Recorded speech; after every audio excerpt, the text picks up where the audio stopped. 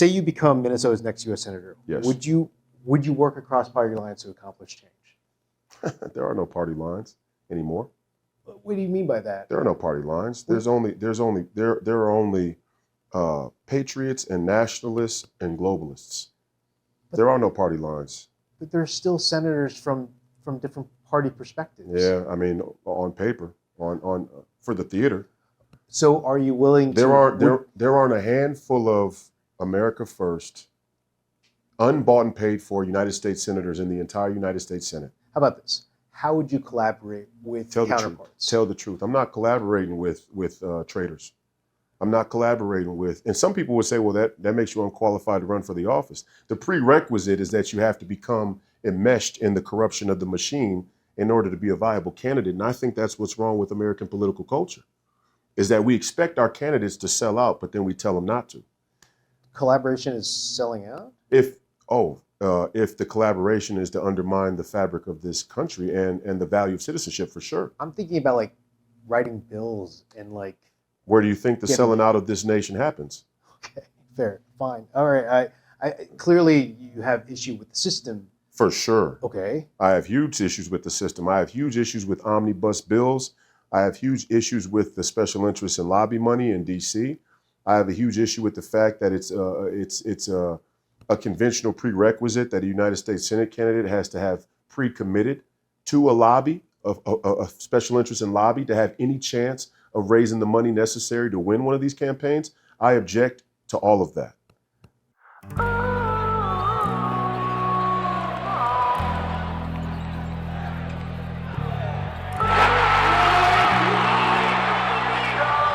You are living in the most dangerous time in American history. We won't take a single back step. Former professional basketball player is now the Republican Party's choice. Can you imagine Royce White, the U.S. Senator?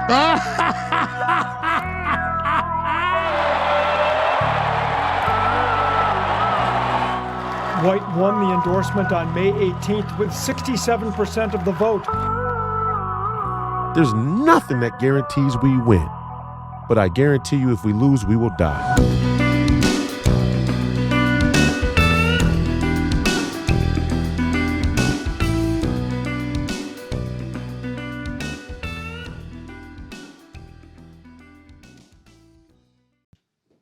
Ready?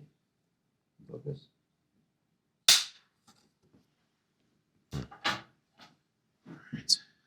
Great. Royce, thanks so much. We've been trying to get you down here to sit with us, and we've been following you for the past 5 years, since 2020, for the American Voices series, which has now become sort of a series or a longitudinal, wider documentary. And I wanted to ask, my first question is, the last time our team sat down with you in 2024, you were running on the Republican nominee ticket for U.S. Senate. Where were you on election night, and what was that like? I mean, it's one of the most important elections in the history of our nation. And not because of my race, not as only important in my life personally, but just more so for the nation, the presidential election. And I had a election watch party, you call, right? Yeah, we had a watch party. And were you at home, or where were you? Yeah, where was this? I was at a hotel. Oh, okay. Yeah, at a hotel. And, it was what you would expect it to be, just people who worked on the campaign, people who are close to me, some family members and whatnot. And we sat there and watched the votes get tallied like everybody else. Presidential election obviously rolled into the night somewhat, but the numbers were looking good early on. My race is, I think, a microcosm of the rest of the country in many respects. Our elections just aren't secure. And that's the reality of how we live in this country right now. I guess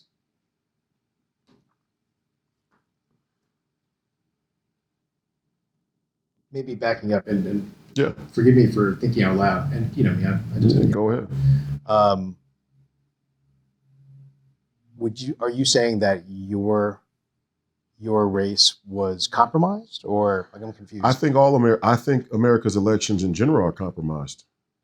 I guess it begs the question, like, but do you think Trump won? Like, I think. Does that make sense? I'm trying to understand. I think President Trump won the narrative. I think President Trump won the American cultural narrative, and because he won the narrative, cheating that may or may have not happened in the previous election, 2020, was probably not present in 2024. That's what I think. I think President Trump. I think the disaffection with Joe Biden's administration, Joe Biden's approval, Joe Biden's cognitive decline, some of the lies that were told while Joe Biden was president, and then in a true sort of undemocratic fashion, putting Kamala Harris up without a real election as the candidate, the Democrat nominee, was a perfect storm where President Trump was able to capitalize and talk about things that maybe otherwise the country wasn't willing to hear, or whatever marginal percentage necessary, you know, as they say, in the middle to swing an election from one side or the other. So, he won the narrative. That's something different than the tally of the votes. Yeah. Let's focus a little bit about your election. Like, for example. Well, can we get back up to like your campaign though? Because but I want to say this, for example. Oh, sure. Yeah.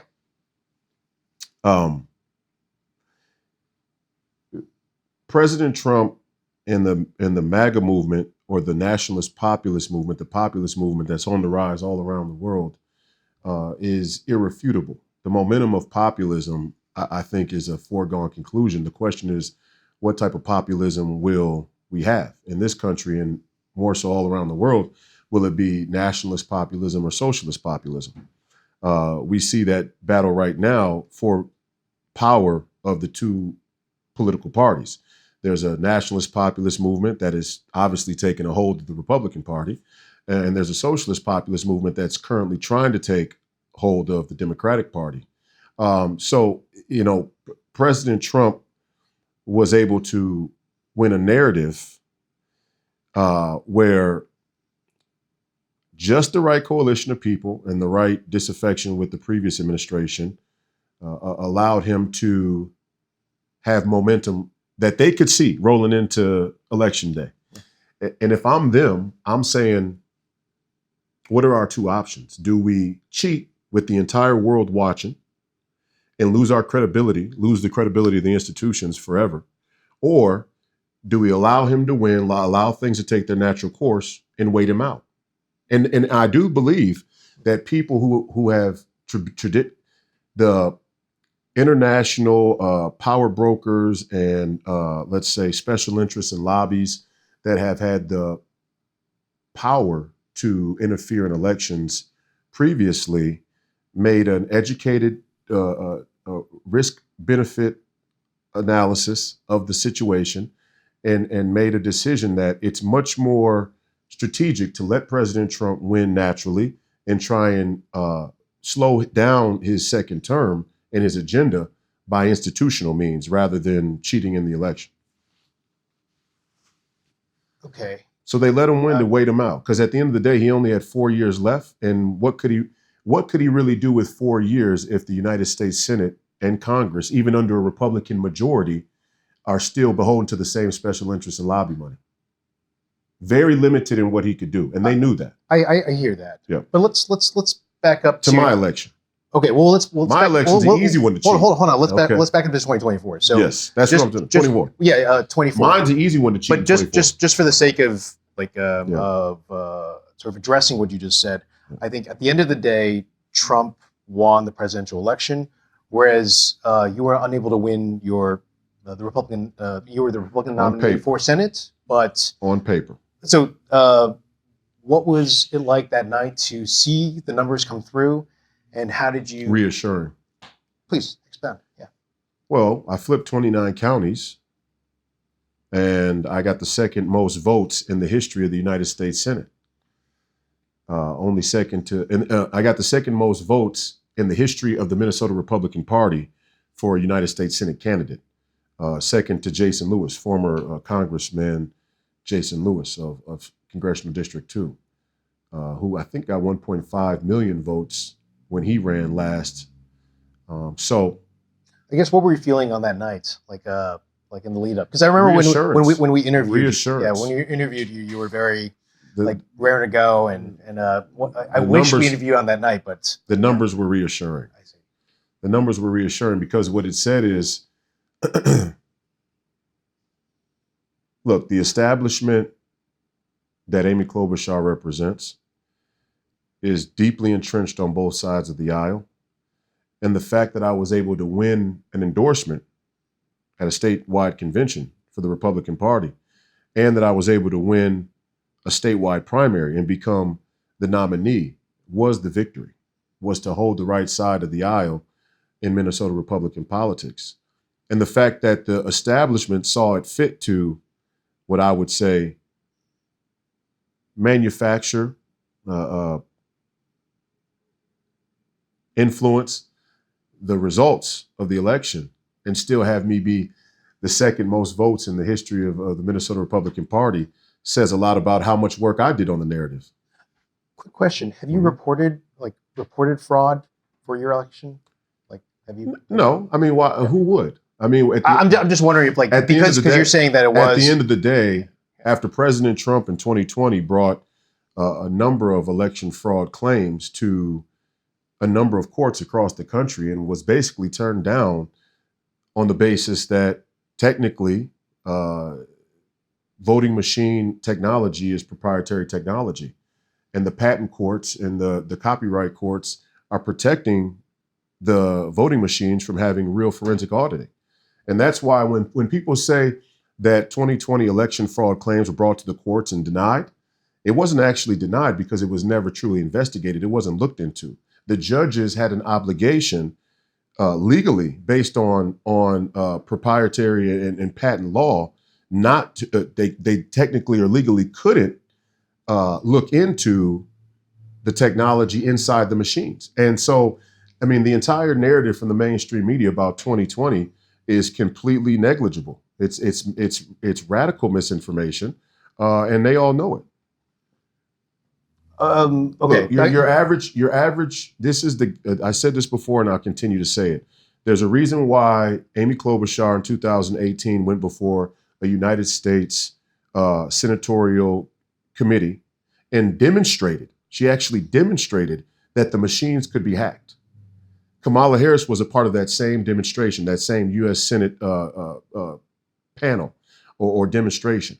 So the fact that my opponent in 2024 and President Trump's opponent in 2024 have both previously been on the record saying that the machines can in fact be hacked tells us that the security of our election shouldn't even be up for debate. The question is, how much cheating is there? The next question is, how do we find the cheating? It's just like Edward Snowden said. The way that they have the system set up is you have to do something illegal in order to find the evidence you need to prove the corruption. And as far as elections go, it's a matter of fact. It's not an opinion. It's not conjecture. It's not a conspiracy theory. It's a matter of fact that your average slot machine at a local casino has a better chain of custody than your average voter machine.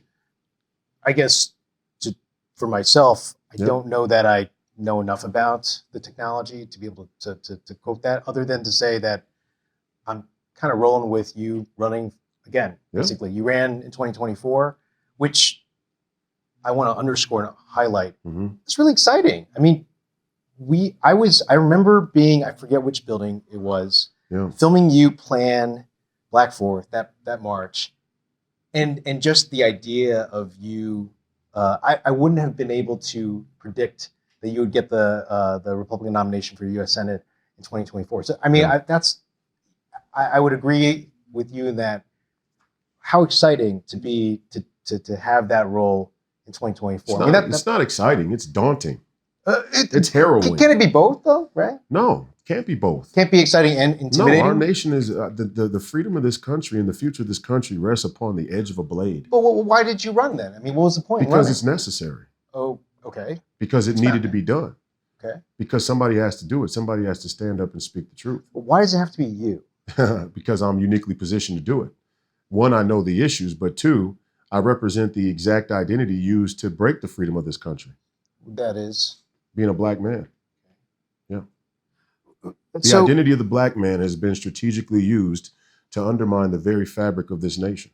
So I'm uniquely positioned as somebody young, willing, courageous enough, and well versed enough on the policies and the issues, like election integrity, for example, to step up and speak the truth.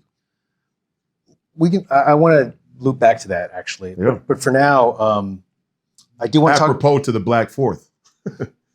Truly, Yeah. I mean, like, yeah, and Yeah, I was uniquely positioned to do that as well. yeah, with Tayo and the 10K. Club. Yes, very uniquely positioned to do that. Sure. Yeah. Okay, so we are at the end of Trump's first year of his second term. Remember those T-shirts from the Black Fourth with Frederick Douglass's face on it? I do. Yeah. That was Interesting how symbolically that would roll into 2024. more. Because Frederick Douglass was not a Democrat, by the way. Oh yeah. Yes. Actually, I believe the first 23 black members of Congress were Republicans.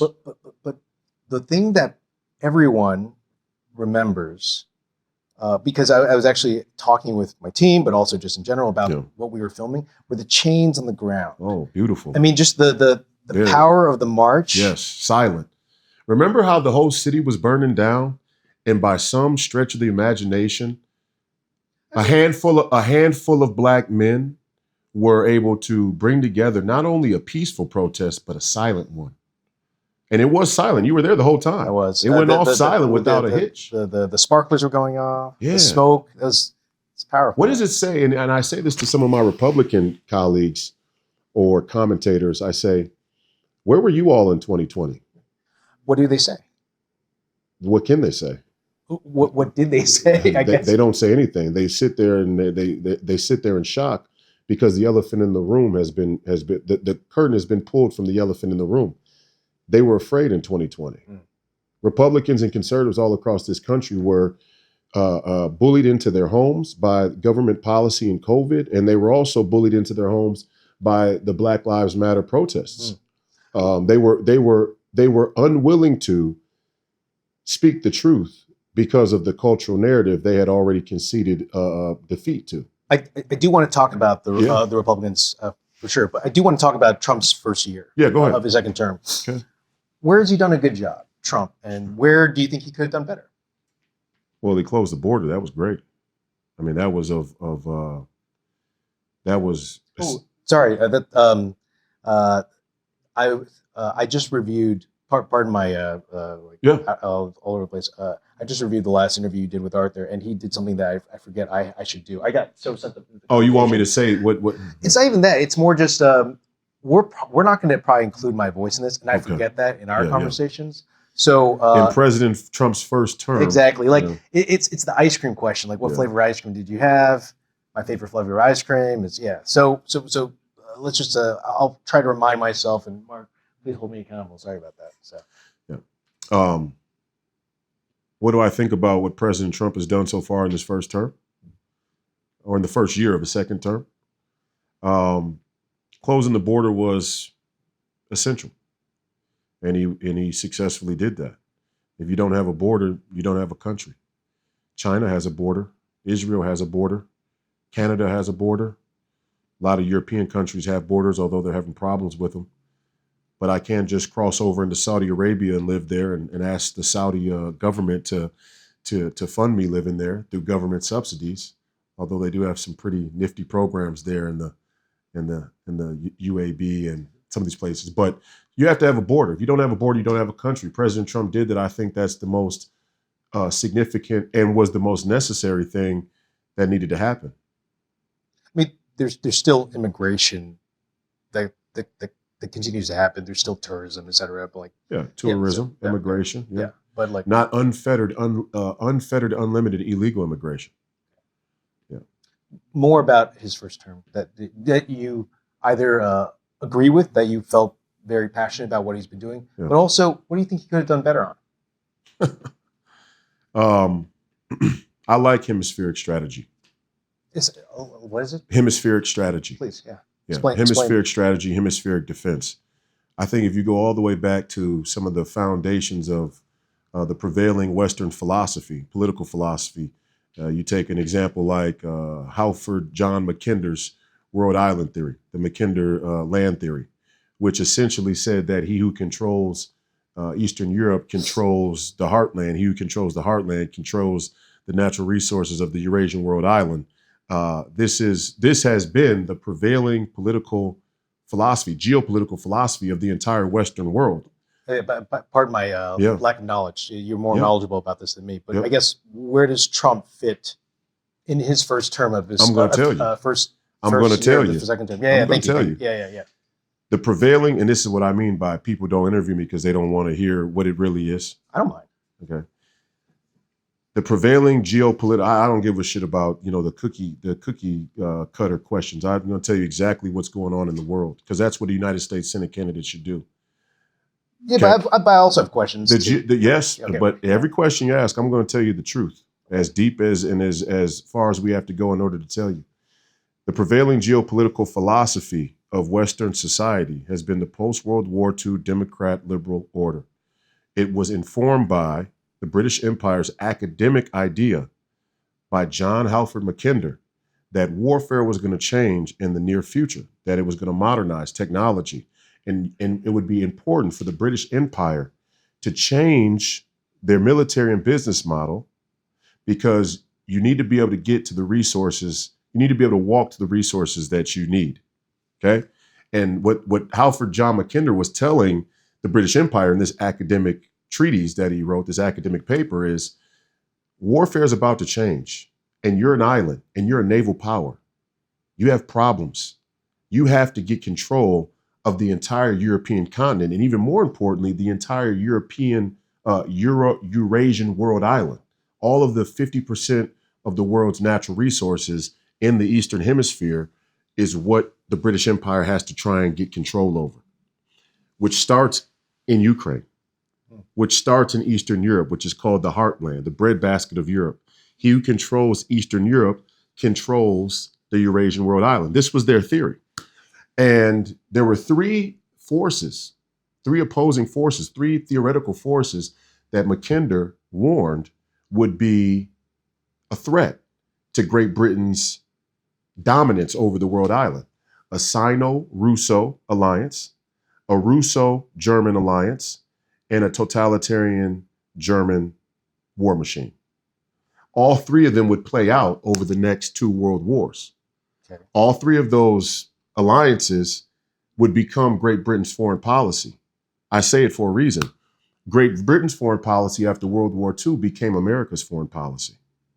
And we have defended that foreign policy ever since.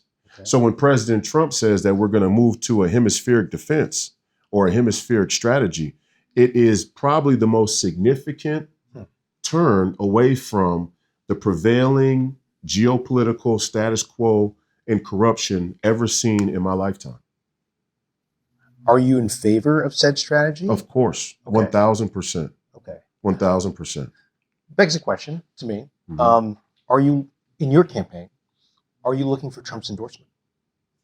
No. Sorry, could you put that into a sentence? No, I'm not looking for Trump's endorsement in my campaign. It'd be great, but I'm not. I mean, it doesn't matter one way or another. I would accept his endorsement. Okay, yeah. I was like, that was. I apologize. I'm a little slower. I would like his endorsement, but I ran a race already and he didn't endorse me. And I won anyway. Fair. Yeah. So I mean, I won an endorsement in Minnesota statewide, and I won a statewide primary without his endorsement. Now, I think his endorsement would have helped. It would have made it even easier. But I just tell the truth. I don't really need a co-signature. I hear you. Yeah. I guess I'm wondering, just because this is your second time running. Yeah. Oh, yeah. What is your strategy now for this election as opposed to last election? Start earlier, tell the truth. How do you do that? Well, we started earlier. As soon as the last election was over, we announced to run for re-election in 2026 for Tina's seat. Now Tina's resigned. She's not going to run for re-election, and we have two very vulnerable candidates who seem to be the front runners for the Democrat nominee. Angie Craig, who for some strange reason, many in her own Democrat, her own Democrat party feels she's more of a Republican almost. It's almost laughable to us as me as a MAGA candidate. I'm like, Angie Craig, a Republican? That's the very establishment that we're trying to break. I mean, I'd rather give me the socialist populist. Let me know where you really stand. These lukewarm, sort of centrist establishment politicians on both sides of the aisle are the people who crippled this country. And now my fundamental difference with the other candidate, which would be current Lieutenant Governor Peggy Flanagan, I mean, there's just no defense of the transgender kid ideology, trans children ideology. Wait, I'm sorry. Where does that size in?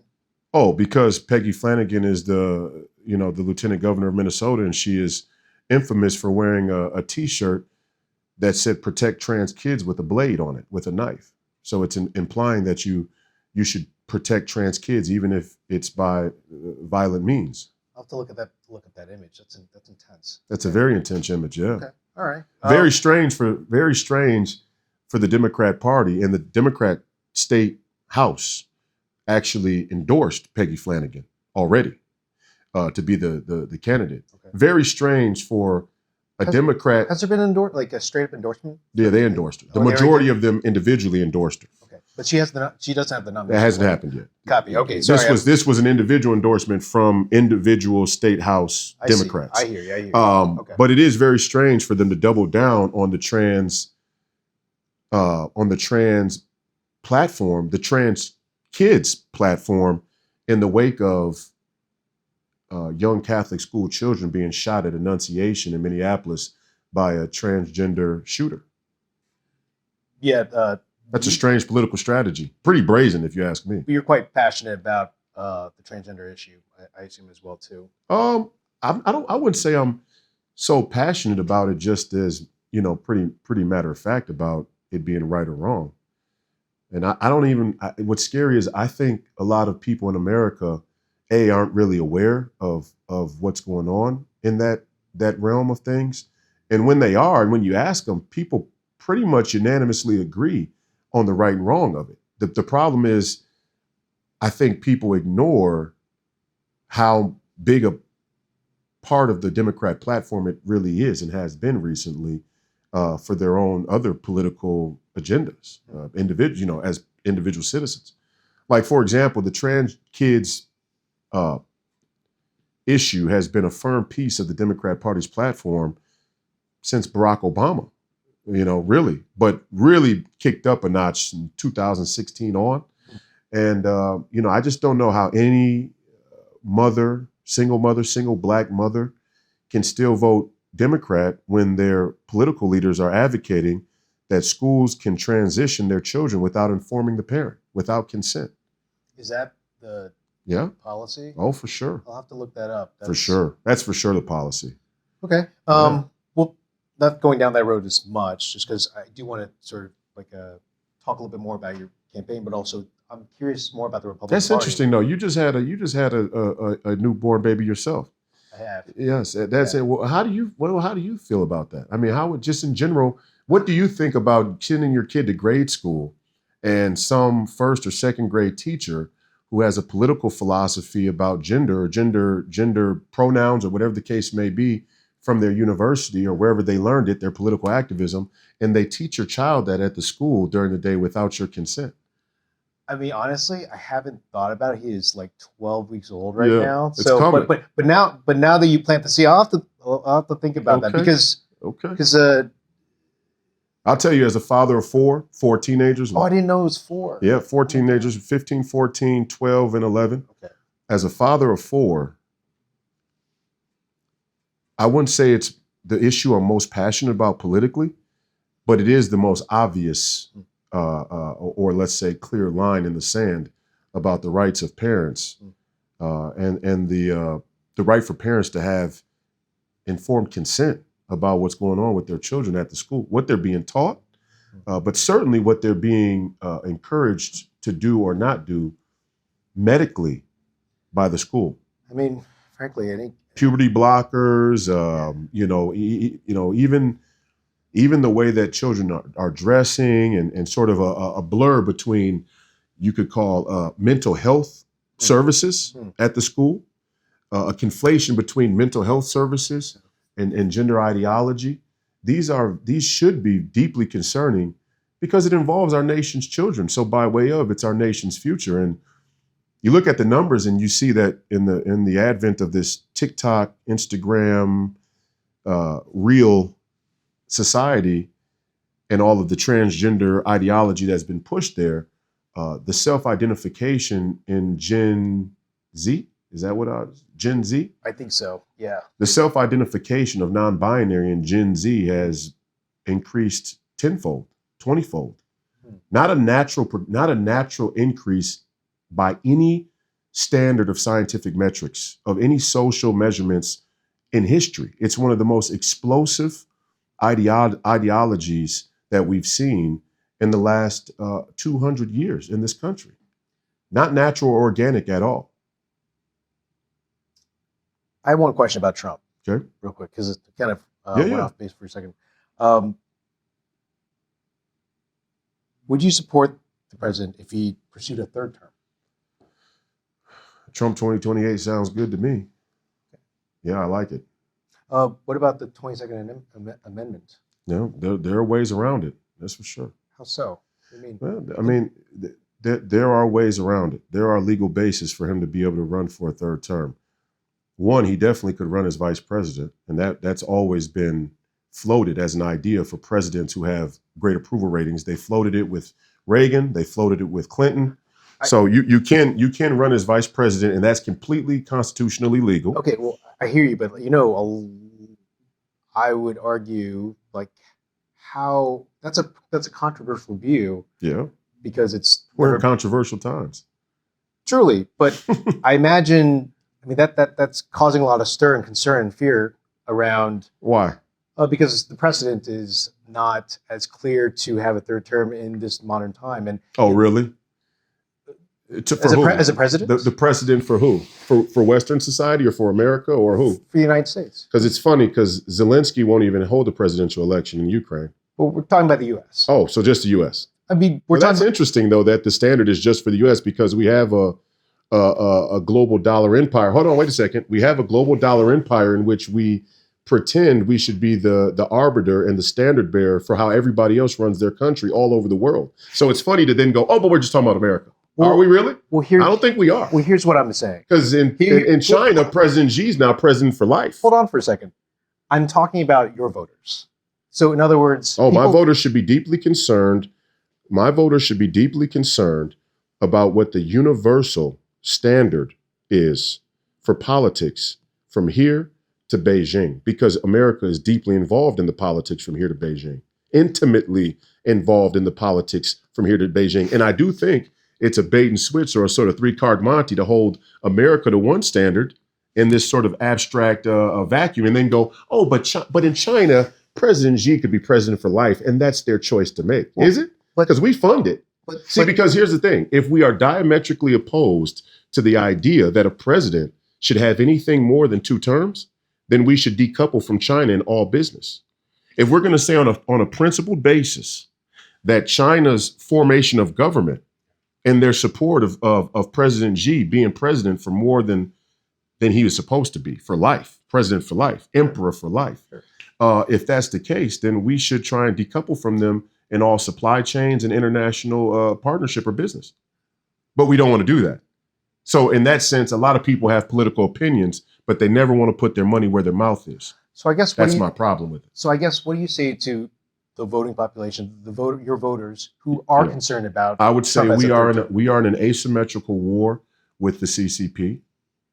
We are in an asymmetrical war with China. It's already begun. It's World War III, and it's cyber, it's informational, it's cultural, it's chemical, it's kinetic. In some senses. Hold on. Yeah. Are you saying that you are encouraging Trump to go for a third term because we're in war? We're at war with China. Is that what you're saying? Absolutely. Okay. Absolutely. Yeah, we are. Anybody who first of all, anybody who pretends like we're not at war with China is not being even remotely honest. The war is right out in the open. The war has been declared. It's not a matter of, there's a trade war. There's a trade and economic war. There's an arms race for artificial intelligence supremacy. Yeah. There's which has the undertones of a kinetic and nuclear war. That's why we are playing chicken with each other's battleships out in the South China Sea. So the pretense for war, we're already further along the track in the kinetic part of the Third World War than we were in the precursor to World War II. At the same time, So- Trump and Xi are talking, like they are in conversation. They've had Sure. meetings, so it's not like Sure. it's an active. Oh no, it's situation. active. It's a wink and nod, coy, gentleman's agreement that until the guns really start shooting, we're going to do everything we can to avert the highest level of kinetic warfare, and that's what good leaders should do. I mean, I don't even want to say good leaders. I would say leaders who are even remotely interested in their own self-preservation would do that. That doesn't make them friends or allies, or that doesn't mean that we have peace. Because they're talking because it's their duty to talk. It's their duty as the leader of their nations to have some conversation with each other and trying to avert war. And I do think they're trying to avert war. I do think there are other forces who would like to see us go to war. And I do think there is a scenario where war may be inevitable because the two cultures are diametrically opposed in our fundamental beliefs about how government in a country should be constructed. Back to the nationalist populist versus socialist populist dichotomy. When I make a documentary about China and the U.S., Yeah. let's return to the issue. For sure. But I want to go back to a point you brought up earlier, and that is about Republicans. Yes. What do you make of the events that have, as of late, divided the Republican Party? I'm thinking about Israel. Oh, I mean, that's one of like many things, like the Epstein files. Israel. Marjorie Taylor Greene. Israel. You keep saying Israel. Yeah. Please. Okay, yeah. You want to talk about Israel? Well, I mean, you said Epstein, Israel. Marjorie Taylor Greene, Israel. I mean, the Epstein files has become such a. It's an Israel issue. So the release of the Epstein files, as it pertains to Trump and Yes. his involvement, Yes. has to do with Israel. Absolutely. In my opinion, yeah. Oh, okay. Well, let's set that aside for a second. Okay. But there are disagreements in the Republican Party as of late. Sure. So how Healthy disagreements in the Republican Party. with every party there are disagreements. Yes. It's totally fine. So Necessary disagreements. For the first time in American history, the Republican Party who is at least theoretically and philosophically charged with to steward and be the vanguard of American freedom, or a Republican form of government, has been compromised and has been bought and paid for by special interests and lobbies. The same special interests and lobbies on the other side of the aisle, for the most part, same interest, same goal, same agenda, which is a global empire, globalism, the undermining of national sovereignty and nationhood, a borderless society, a society that's borderless either by unfettered, unlimited illegal immigration or unrestricted free trade.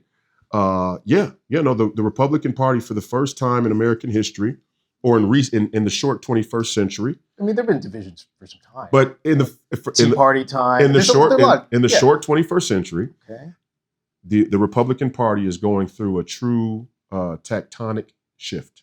Yes, Where do you find yourself in these divisions? smack dab in the middle. Explain. Yeah. Yeah, well, I'm the guy who's pretty tries to be the voice of reason and comes from a place of historical fact, as pragmatic as I can be. And I don't say pragmatic to mean moderate or lukewarm on the issue. I call the balls and strikes, but I try and talk about things as they are, not as I wish they were. Can I make a point to say that Trump as a third term is not Well, commonly a reasonable, like No, agreed it's the agreed most- upon reasonable, like no, it's move? the most reasonable thing. It's in it. I say that because the people. Well, I am surprised. I admit. I'm Two just- things. yeah. One, the first is American politics has become, mostly theater, and so a lot of the people who you would hear, whether they're in the party or they're political commentators on either side of the aisle, are more invested in the theater of politics than they are the fundamental reality, our political reality. Our political reality in this country is The future of this nation rests upon the edge of a blade. And we are in the beginnings of a third world war. And our national mortal enemy is the Chinese Communist Party. And if we in America see, and the thing about China that I respect, and the thing about China that I recognize to be true, it's not a matter of preference, but a matter of historical fact. China's a much older civilization than ours. And we have to respect our enemies. We have to know our enemies and respect our enemies. Sun Tzu. China is a much older civilization than ours. They have gone through a number of civil wars, 5,000 years of civil wars. Sure. So they have beaten and broken their own population into what now stands as a citizenry that has been conditioned to accept tyranny as long as there is a vital or profitable quid pro quo. The people in China, although they may not like tyranny or communism or totalitarianism, they will accept it as long as President Xi can provide a material rise for the average citizen. And he's been able to do that up until now. Now, the question is, to what lengths will President Xi go to? And some of this may be kinetic. Some of it may just be old-fashioned piracy. Some of it may be what you would call neocolonialism. Our liberal friends in the university would call China's current expansion all over the world a second iteration of colonialism. There is a proto-China colonialism happening around the world. So the point is, he has, in order to maintain power, in order for the CCP to maintain power, they have to provide a material high for the Chinese people to avert revolt, because China has a revolting history. They've been able to do that so far. My point to America is they understand the agreement in China. The people of China and the leadership of China understand the game and the agreement. We don't have that here in America. We are willing to accept tyranny and corruption here in America, whether it benefits us or not. The American people have yet to really step up to the plate and say, as citizens, we demand a value for our citizenship that requires our elected officials to act on our interest on the world stage. You understand? Because in China's this is another reason why I hear you angling for a foreign Senate committee. No. If you become a senator, No, this is the whole deal. This is why China is a great example. Because example of what? I'm going to tell you, this is why China is a great example of the paradox in Western society, specifically America. There's a paradox here politically, which is why we can't talk about the politics in America singularly. We have to talk about them on the global stage because we're such a global political entity. China's people have been the benefactors of the West's politicians selling them, the Western people's politicians selling Western citizens out. The rise of the CCP and the Chinese empire is littered with Western receipts, Western money, Western blood, Western treasure, Western intellectual property. So our citizens do not have the same relationship to their political leaders or their government as they do in China. China will hold Xi's feet to the fire and say, we'll play nice as long as the material wealth, the overall or baseline material wealth of the average Chinese citizen continues to rise. We'll take the unlimited surveillance. We'll take the censorship. We'll take the life president for life. We'll take all of that as long as China continues to come out of the third world it was when Henry Kissinger and Nixon went in the 70s. America does not have that sense of citizenship, nor that sense of say so in our political relationship with our government, our politicians, not even close. And in that way, we're losing a war before it even starts. I want to highlight a battle that or an argument you've been in recently. There was a town hall I got to see on Facebook where it was a Republican forum where they shut off your mic. what was that all about? Do you mind? I mean, because I am interested in your voters and the Republican Party here as you're running for U.S. Senate. Yeah. Well, they shut off my mic because I went over the time. And that's pretty much the gist of it. But they, there were a lot of people in the room that didn't like what I was saying. Pray tell, why? The Republican Party is the outer bastion of the New World Order. The Republican Party, apropos to what we'll talk about in a moment when it comes to Israel and Trump and Epstein and Marjorie Taylor Greene, the Republican Party has been the quiet assassin of the rise of a nationalist populist movement. Yeah. I mean, imagine you go back to 2012 and in some strange universe, we nominated moderate milquetoast Mitt Romney to run against the most progressive presidential candidate in the history of our nation, instead of libertarian, what would have then been called the sort of Tea Party Donald Trump, Ron Paul. That might be the greatest dark mark on the history of the 21st century Republican Party, is that we nominated Mitt Romney instead of Ron Paul. And I say that, in this situation because even here in Minnesota, the Republican Party, the apparatus, I call them the apparatchiks, because I do think that the Republican side of the establishment is just as proto-communist or socialist as their Democrat counterparts. We could talk about that. As a matter of fact, we should talk about that. But I do think that the Republican Party, even here in Minnesota, the establishment, the party apparatus, is in firm opposition of the MAGA movement, the rise of populism, and the overall prosperity and well-being and even freedom of the American people. Yeah, if I were to recall the discussion during the Republican Forum is, despite you getting the nomination, you didn't have the support of what you described establishment Republicans, right? Yes, which makes it even more significant that I won. Yeah, the fact that I was able to win a statewide primary on an extremist MAGA platform with all of the local mainstream media lined up against me and our 4 sitting Republican Congress members who refused to endorse me even after I had won the Republican nomination. Why is that, you think? Have you talked to them? Because they're in on it. In on what? They're in on the scam.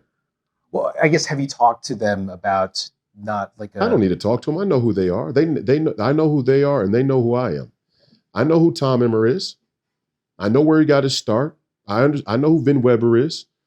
Council of Foreign Relations, Board of Trustees, Vin Weber, who gave Tom Emmer his start. I know who these people are. I know what their play is. I know what their agenda is. I know what their political worldview is. I know how they'll play like they believe in one thing for their own political expediency when really they don't. They'll tell a bold-faced lie. They'll lie right in your face about what they believe, about their platform, about what they'll do if they're elected again. And even more so, I know their spirit. So Carl Jung used to say, he said, you can look at the results and infer the motive. And I'm not a huge fan of Carl Jung because I think he was, shall I say, an atheist. But there are some profound insights from the psychological, juggernauts, even if they lack faith in a higher power. You can, in a lot of times, look at the results of a thing and infer the motive. And well, look at where this country has gone. Over the last 30 years, the conservatives have had the House and the Congress just as many times as the liberals, as the Democrats. The Republicans have held the House and the Senate over the last 30 years just as many times as the Democrats. Various pendulum swings. Yeah, not by accident.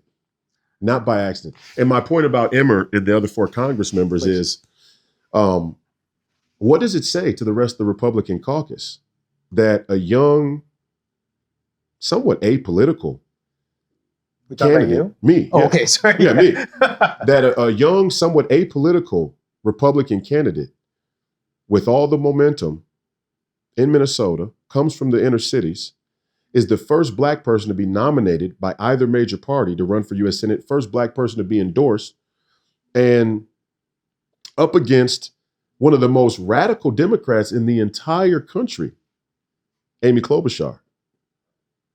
one of the most radical and well-funded Democrats in the entire country, and our 4 sitting Republican Congress members wouldn't endorse me?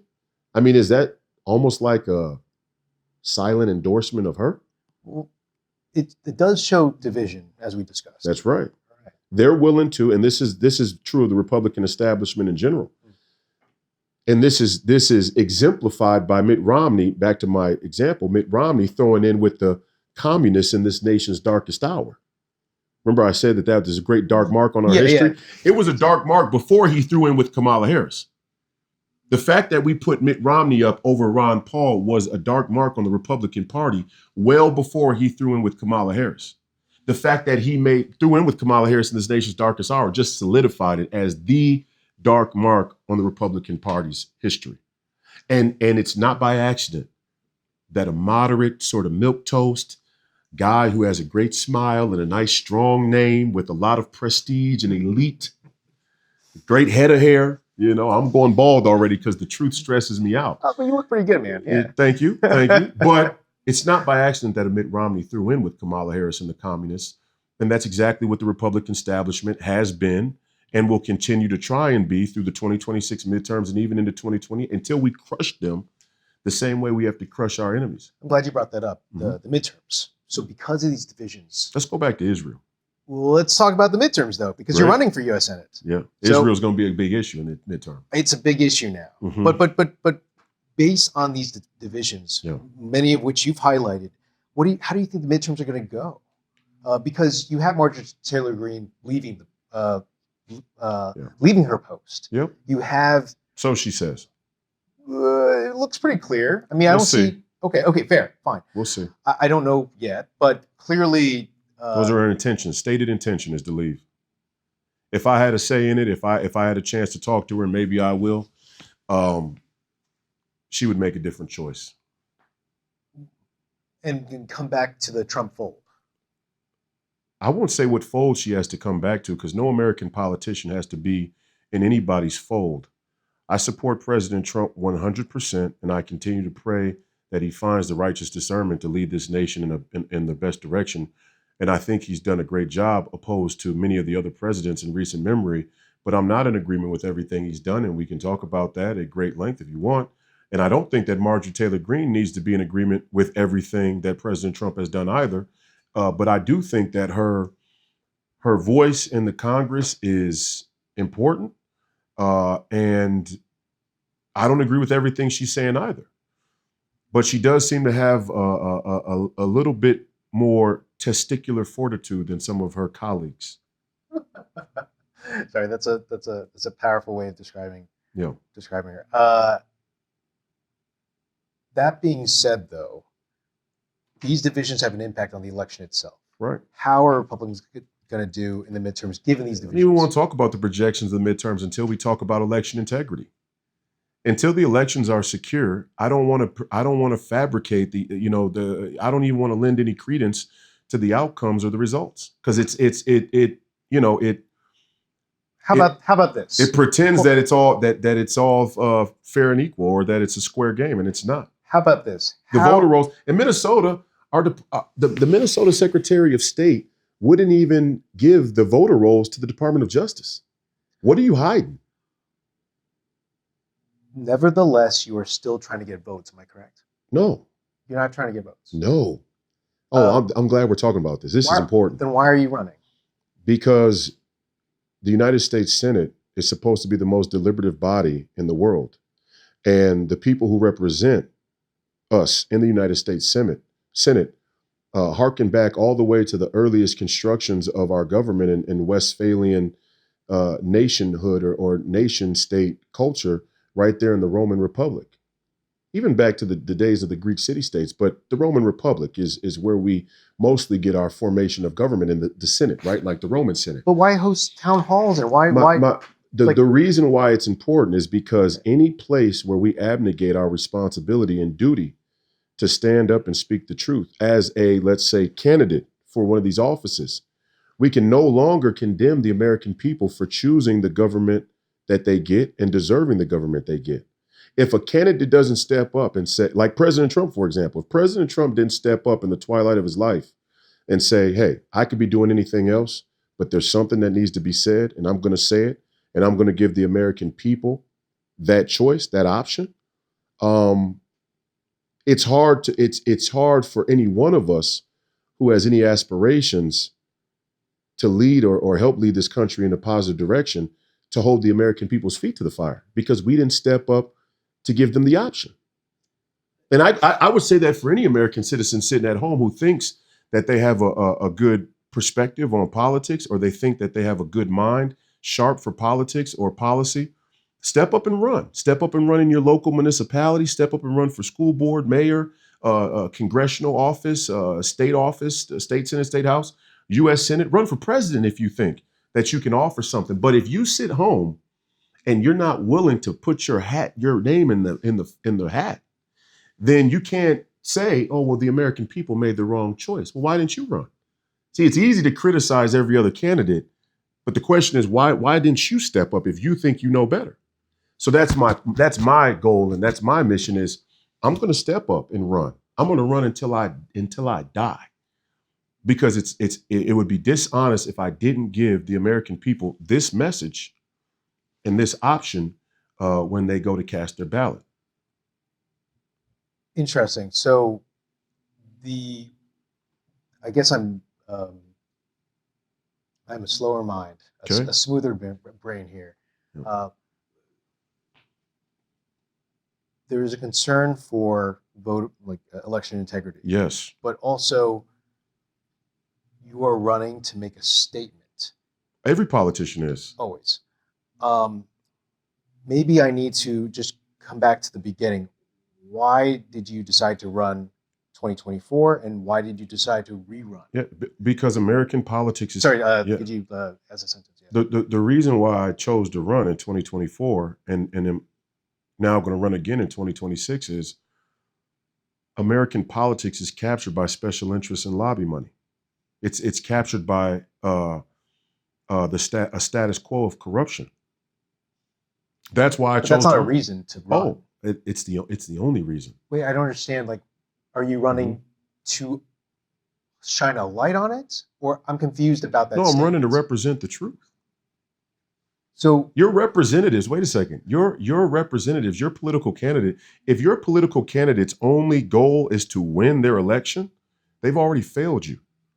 Your political candidates, from the time that they declare to run for an office, should be to inform. No, I think that's clear that you're running to inform the American people of the highest formation of truth about the politics of the time. But not just inform though. Obviously, say you get the US political. No, wait a second. No. Back up. Hold on. Back up. Every political campaign is an educational. It's not just inform. You have votes. It is. No, you have votes in the Senate. You have votes in Congress. No, wait a second. To make change and write bills. Well before you're ever elected, every political first of all. There's more responsibilities than just inform. I'm just saying. No. Wait a second. It's sequential. It's sequential. Every American political candidate, before they ever get elected to office, runs a political campaign that should be educational for their constituents. And if you're in a nationwide race, the entire country. Yeah, but they're not, though. You could say you don't disagree, but how many political campaigns have you really learned something from? Oh, how are we doing? Oops, sorry. How many political campaigns have you actually learned something from? I mean, I feel like I think they're all just a bunch of cookie cutter bullshit meant to pander to the constituency they plan to extract votes from. I don't even talk about issues in terms of, what sample size or what focus group thinks these issues are more important or more electable than others. I think that entire thing is a part of the theater. I hear you. That's what's happened to this country. Okay. They're going to control focus group, a set of questions of what's most important to Minnesotans. I don't give a fuck. If you're an American citizen and you've been conditioned to want to hear what you want to hear versus what you need to hear, you have failed this country as a citizen. It's not the politician who can't construct a bullshit, a bullshit pitch to satisfy your need for, political propaganda. If you would much rather hear what you want to hear versus what you need to hear, you have failed as a citizen. And if the collective of citizens are conditioned to that standard, that expectation of political candidates, then that's why the country is the way it is. And we don't need to talk about Israel. as a citizen, you don't demand the highest standard of ethics and morals and honesty from your own candidates. Look, at the end of the day, as a citizen, Mm-hmm. I put a vote in. That's what I can do. That's how simple they want it to seem. But I can put a vote in. That's where my power can play, and I want to continue Yes, to play and that you out. should, and you should. Okay. The question is, what is the standard you demand from your politicians? Everybody gets to cast a vote. That's your God-given inalienable right. The question is, what framework or standard do you hold your political candidates to? What even informational background or framework are you working from as a citizen? I have a little more emotional question here. Okay. This year has been tough when it comes to political violence. Yes. It's been an issue. How have the events of like the Minnesota State reps Terrible. and Charlie Kirk, Terrible. how have these events affected your thinking in the lead up to your campaign? Yeah, I mean, people who make freedom of speech, illegal, people who thwart a genuine and authentic political process are the true inciters of what we would call political violence, in my opinion. And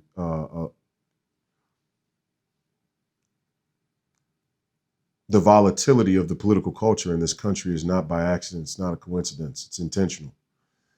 The bastardization, the decadence of our intellectual currency, our philosophical currency, our civic duty in this country is not by accident. It's intentional.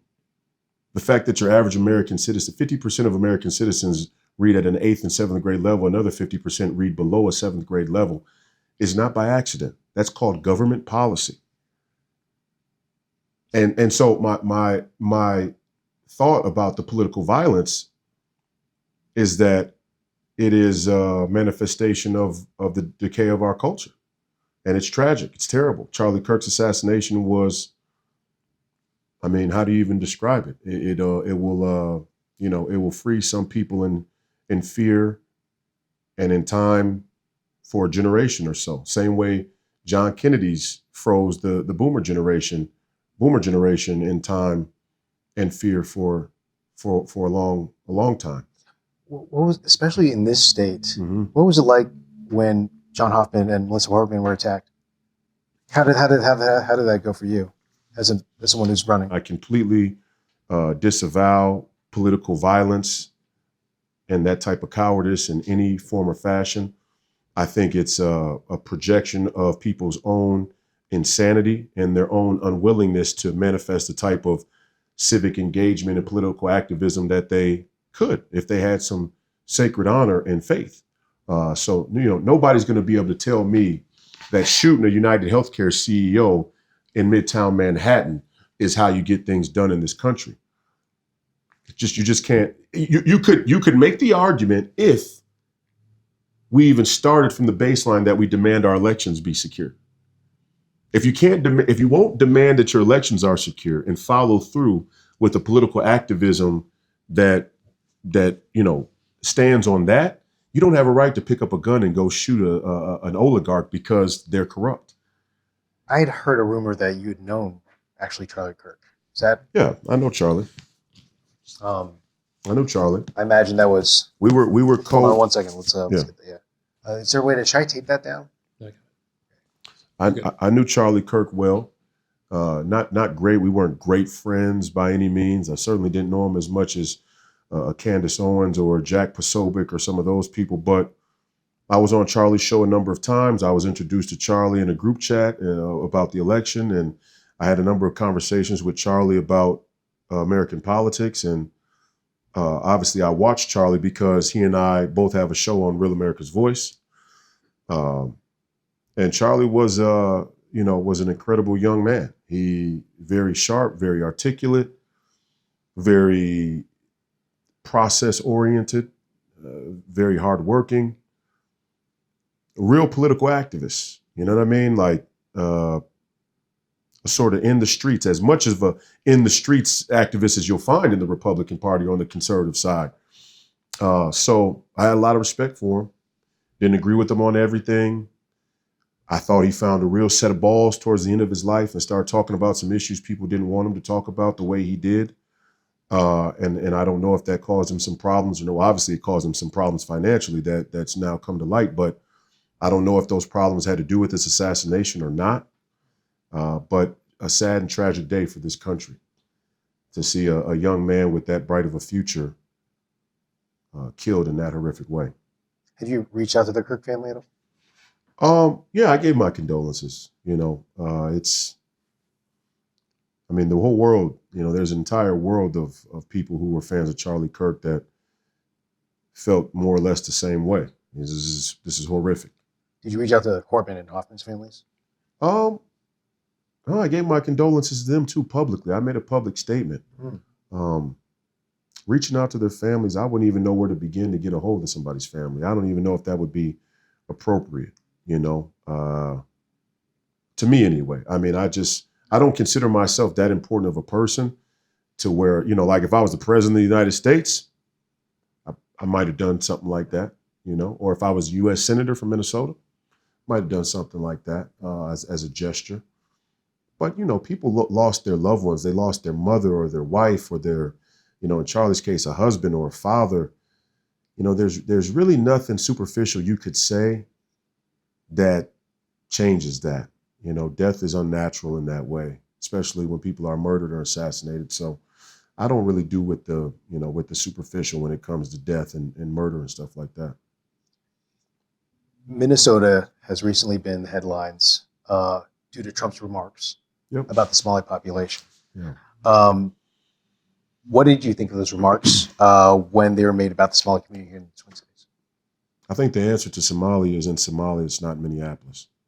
Say that. I don't understand. I think the answer to Somalia is in Somalia. It's not in Minneapolis. Okay, but there's a pretty large percentage of Somali people here in Minnesota. Yes, the question is why? How? I guess, what did you think of Trump's remarks as he Those described them as were garbage? my thoughts about his remarks. I don't understand. I'm running for United States Senate.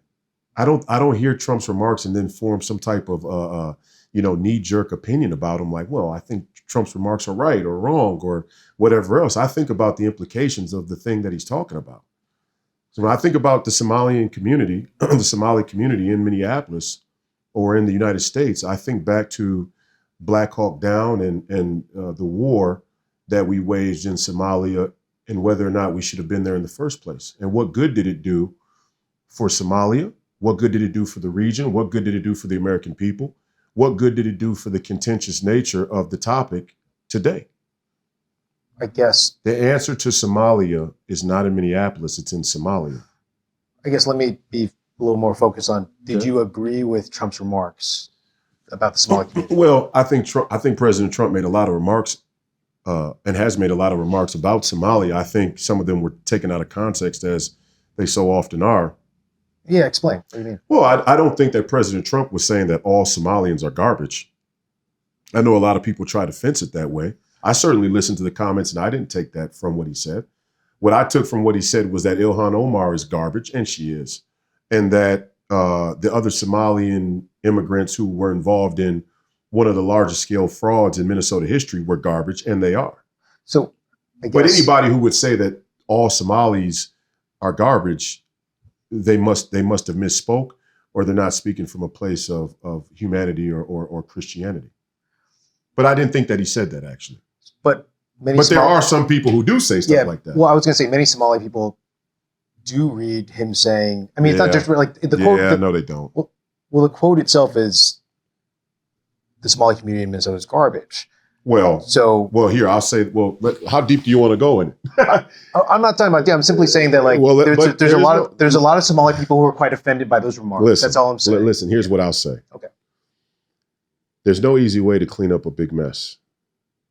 Okay. And back to our foreign policy, because I'm running for United States Senate. Back to our foreign policy. Our foreign policy has created a huge mess all around the world. Some in other places, some for us right here in America, some for us right here in Minnesota.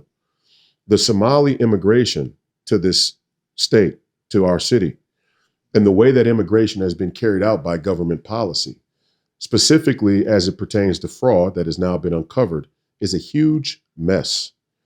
And there's no easy way to discuss it, and there's no easy way to clean it up. And what I think people need to admit is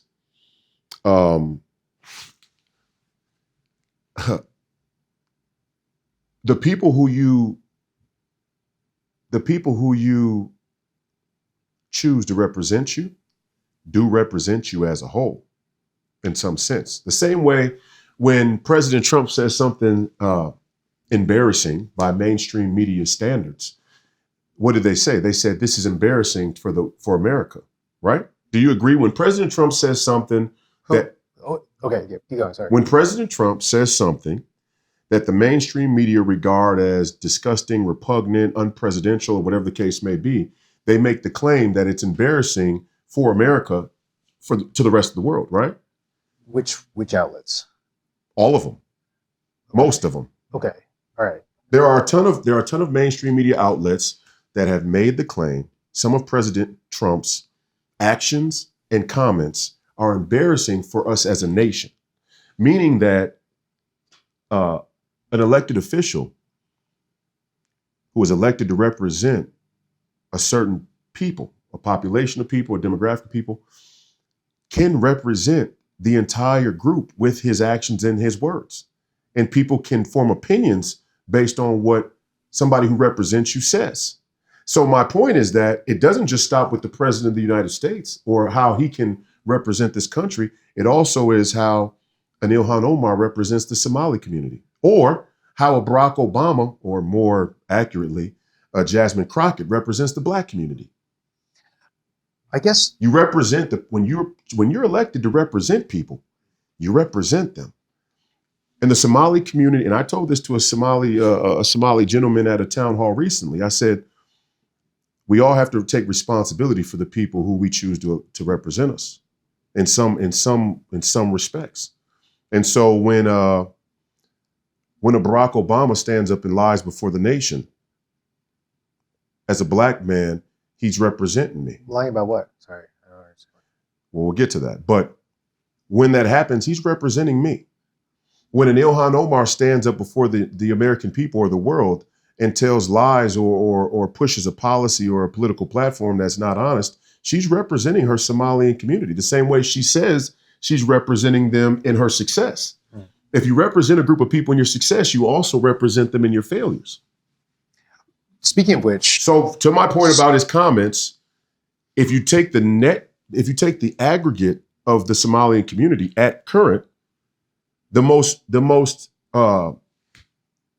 public thing that we see is one of the biggest scams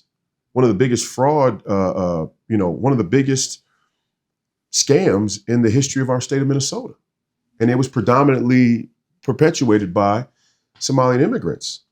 So for President Trump to say the Somalian community in Minnesota is trash, you are a net result of the way that you're represented and the way that the people in your community represent you. It's the same thing I think about the Black community, honestly. And it's the same thing I think about white Western society. So is that white Western society is a bunch of neo-conservative, neoliberal, globalist cucks.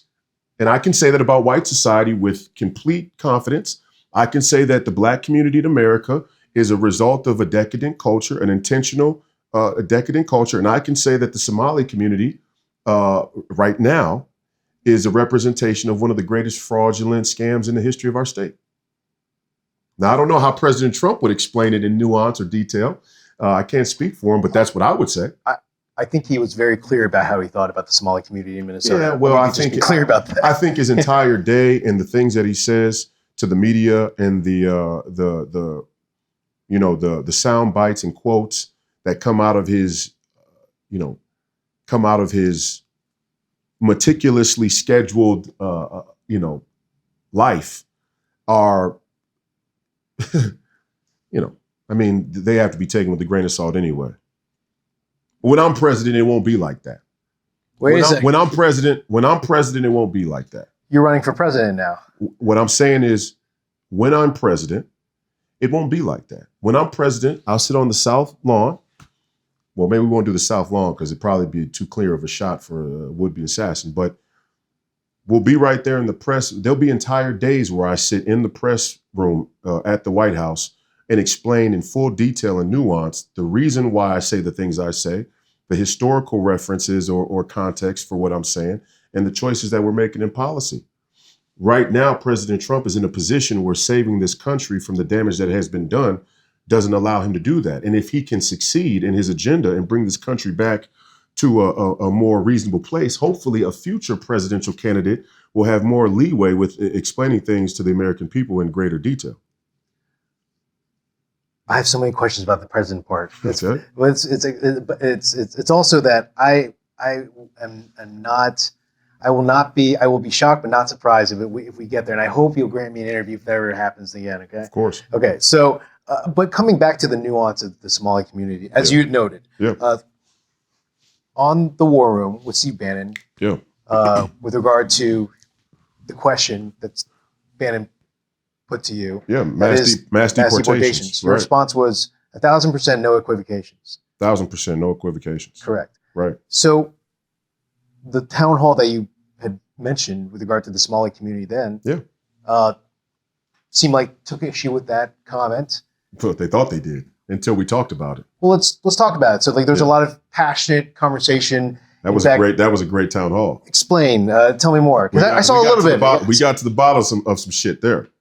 What we got to the bottom of is, as a black man and as Somali immigrants, we share a cultural narrative in some respects. Is that our identity is used in this tug of war of race and identity in American political culture, in the American political dialogue.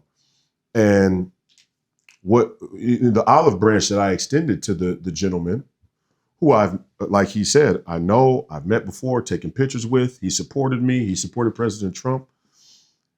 The olive branch that I extended is to tell him, as a black man whose people have been in this country far longer than the Somalis, I can say with a lot of confidence that I have been misrepresented and that I have to accept responsibility for people who represent me and misrepresent me.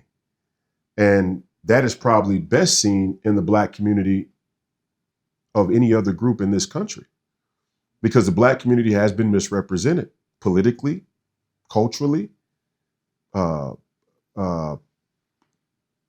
spiritually. The black community has been misrepresented, misled, manipulated, exploited, misrepresented. But just because that's true doesn't mean that I don't have to take accountability for it as a black man. And so what I was telling him is, the answer to Somalia is in Somalia. It's not in America. It's not in America. It's not in Minneapolis. The problem with Somalia and the problem with the conversation, even for Republicans, is that it doesn't acknowledge the fundamental facts, the truth about how Somalians got here in the first place, how the Somalis ended up here in the first place. And this is the whole deal. This isn't a small piece of the story. This is the whole story. This is what you call the meat and potatoes of the story. Our military industrial complex had no business in Somalia in the first place. We were there under false pretenses. We were there under false auspices for a false mission that we didn't achieve, because Somalia is not a bastion of freedom and democracy. They are not self-determining, as the Democrat liberal order professes to do all around the world. Right? That was the moniker or the professed mission of the post-World War II Democrat liberal order after World War II. That was the mission of the post-World War II Democrat liberal order. We're going to take freedom and democracy around the world by peace through strength and make every nation self-determining. It didn't work. It didn't work in Somalia. Somalia is a failed state. Somalia is a failed state sitting on about $5 trillion of oil reserves, just the oil, not to mention the gold and the other rare earth minerals and the great fishing oceans that they have off of the beautiful coastline there in Somalia. Somalia is a resource-rich nation. but Americans, Western and American political elites made a fortune off of exploiting nations all around the world under the auspices of American freedom. And that has intentionally kept Somalia poor and has intentionally kept Somalia corrupt. But the Somali people have to take some responsibility too, because the Somalians had the opportunity to tell the Westerners no, and they couldn't do it. They took the money. They took the money or they took the fear, whether it's a warlord or despot or tyrant or religious leader or whoever it was that rose to power in Somalia and did the deals with Western society to keep the nation poor instead of rich and self-determining. That falls on the Somali people the same way it falls on the American people when we let our political elites do it to us here. And there's a corollary there. And there's a corollary for the Black community. The reason why the Black community has more millionaires, more Black millionaires than anywhere else in the world or any other time in American history, but yet still we put up icons like NBA Youngboy who promote us shooting each other senselessly in the street over trivial things is something we have to own. And our lack of progression as a community is just as much on us as anybody else we could blame. Not to say there's not blame to go around, and we should talk about who is rightfully responsible, but we can't pass the buck on our own accountability in that. So to my point about the Somalians, about Somalia, the answer to Somalia is not in Minneapolis, it's in Somalia. Somalia could be a thriving nation if they did what Burkina Faso has done.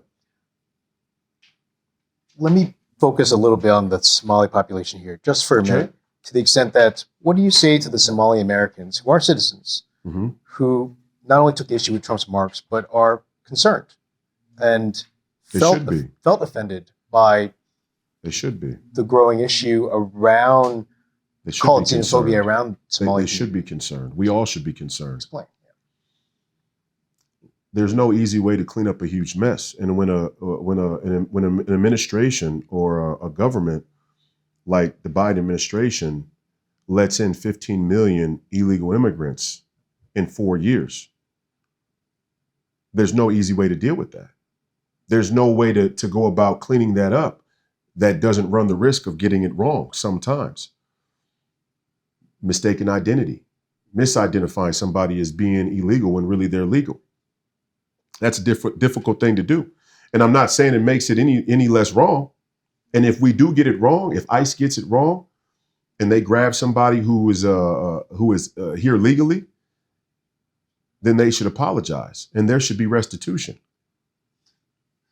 Do you mind me just going back to the town hall for a second? That is which is why we can't spend another $5 billion in Ukraine, because we're going to need every dollar we can to get illegal immigrants that came here under the Biden administration out. And when we make mistakes, we're going to have to pay in full restitution to people who are citizens. And if we don't, then we've undermined citizenship itself and the value of citizenship.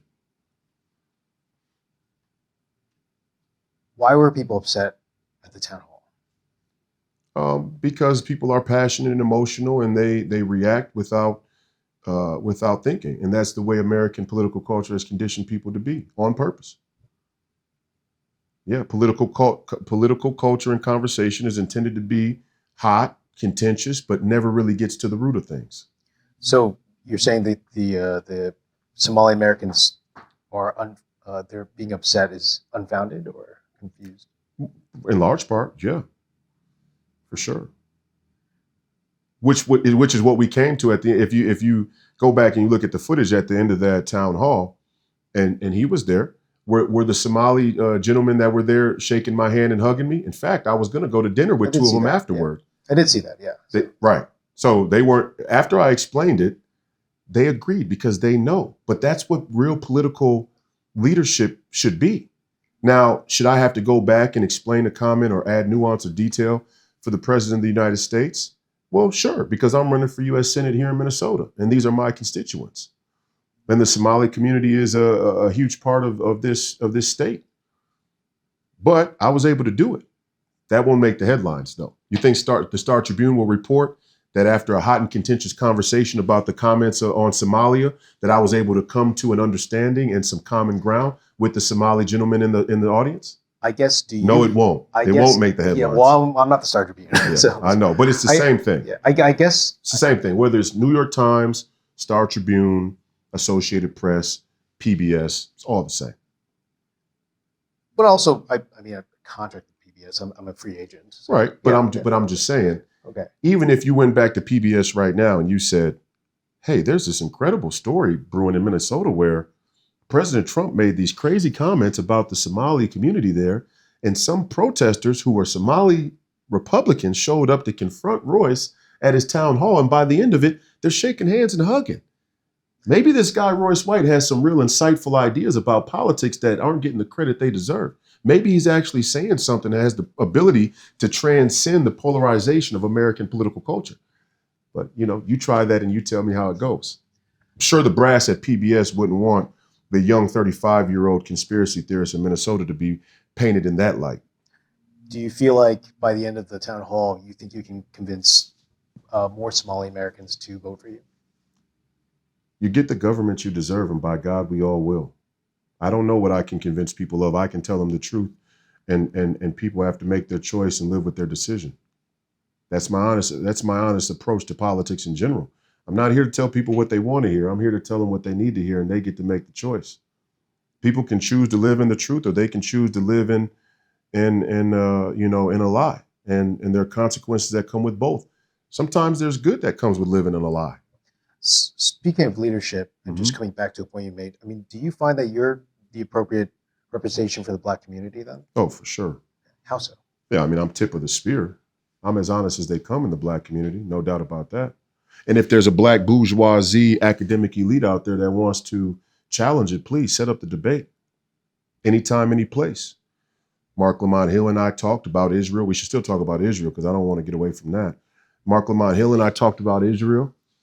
I used to talk with Jason Whitlock all the time, and I'll talk to anybody and debate anybody because the truth is unscripted. I'm talking about leadership, though. You're leading. Much of leadership starts with. It starts there with these debates. Yes, starts with the ideas. Starts with the willingness to speak the truth. Yeah, but in terms of representation, Mm-hmm. in terms of you purporting in this Senate race to be the representation for the Black community here in Minnesota. Yeah. Well, I'm Black. I'm from the Twin Cities through and through. I'm a real son of the Twin Cities in a way that is hard to even describe. I grew up all across the Twin Cities. Really, I had. I remember the anecdotes about St. Paul too, Yeah, the museum and everything. Yeah, I had remember familial that. ties all across the greater metropolitan area, especially in the Black communities, both North, South Minneapolis, Rondo, or what they call Selby side of St. Paul. Selby, Rondo, Frogtown, and St. Paul, and the west side, the east side. I went to junior high on the east side. So, I have deep roots here in the Twin Cities, in the Black community specifically. I do want to ask a question, actually. Yeah. Can we talk about you hiring a crew to film this interview, actually? Yeah. One, why are you filming the interview for yourself? And how does that play a role in your campaign, but in general? Well, I do regard PBS as a media outlet that is important in the future of this nation. They've played an important role in the history of this nation. I still remember the great PBS firing line programming with William Buckley and some of the great interviews he did that were contentious, very high level intellectually, and controversial.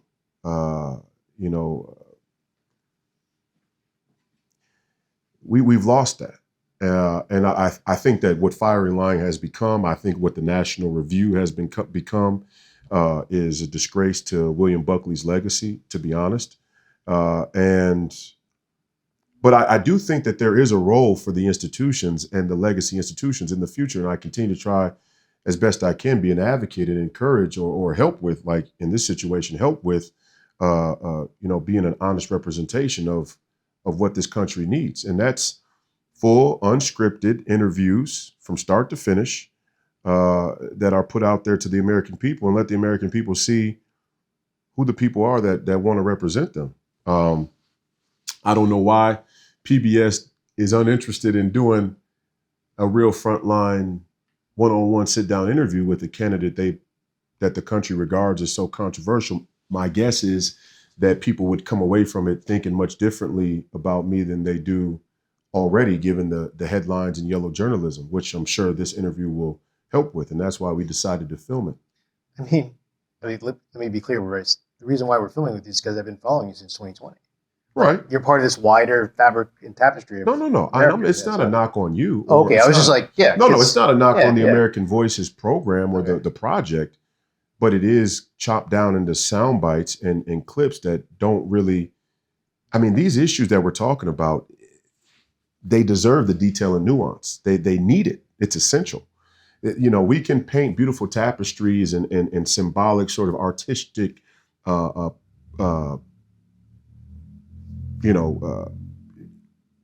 programs and shows and whatnot, and movies and whatever else. That's all great. But when our founding fathers showed up in Washington, D.C.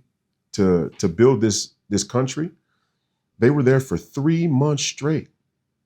3 months straight with no break, just iron out the details of the Declaration of Independence and the Constitution and the Bill of Rights and these things, and people died. I mean, there were fist fights and duels and shit went down because it's that serious. And so I think part of the crisis in American culture is that we have passionate opinions about these things, but we don't have the rigorous intellectual engagement that we need. And so, all I can do is provide that. All I can do is do my part in that and say, hey, I'll sit down and talk in as much detail and nuance as people will listen. But if people only want Instagram Reels or TikTok Reels in 15, 20, 30 seconds, then you get the government you deserve, and by God, we all will. The TikTok government. TikTok government. All right. There you go. You filmed the last interview you did with our team. Israel. When are we going to get back to Israel? No, hold on. But I find this actually the elephant in the room is Israel. The elephant in the country is Israel. I think literally the elephant in the room is the cameras right here. Like there's another crew here, basically. Yeah. The last time you filmed with us, you actually put the interview online. How did that go? Like, tell me about You saw it. Well, what was the response? It was great. Tell me about the thought process of putting these interviews out, because you said like the unscripted transcript. Like, unpack this for me a little bit. Well, I put the full interview out, and it was great. People loved it. People were they loved the conversation. They thought that it was deeper and more detailed than you would normally get from a political candidate. Which means probably it was more authentic and real, more honest than some of the scripted campaigns you see in American politics. And there were a few sound bites or clips from it. I think one was probably about 6-7 minutes. That must have been, I don't know, close to 750,000, 800,000 views on X, right there in the heart of the campaign season. And, people had great feedback about it. So, yeah, I thought that went well. Begs the question, what do you plan to do with this footage? Put it out in full. I would hope that PBS would be in support of that and maybe even partner it or put it up on their platform. I'll have to ask him about that. Yeah, please. But to be clear, Yes. Just for my explanation, we have been filming with you through this specifically American Voices program, so that's partly the reason why I've enjoyed following your journey through this time, which I've been very grateful for. Thank you, man. Period. No, I appreciate you following it. You do good work. appreciate And the American that. Voices series is really cool. It's just that the things I'm talking about are, when we talk about Mackinder's land theory, you got to go talk. You got to go talk to your Bill Crystals in order to. And it was funny. I'll have to do my research.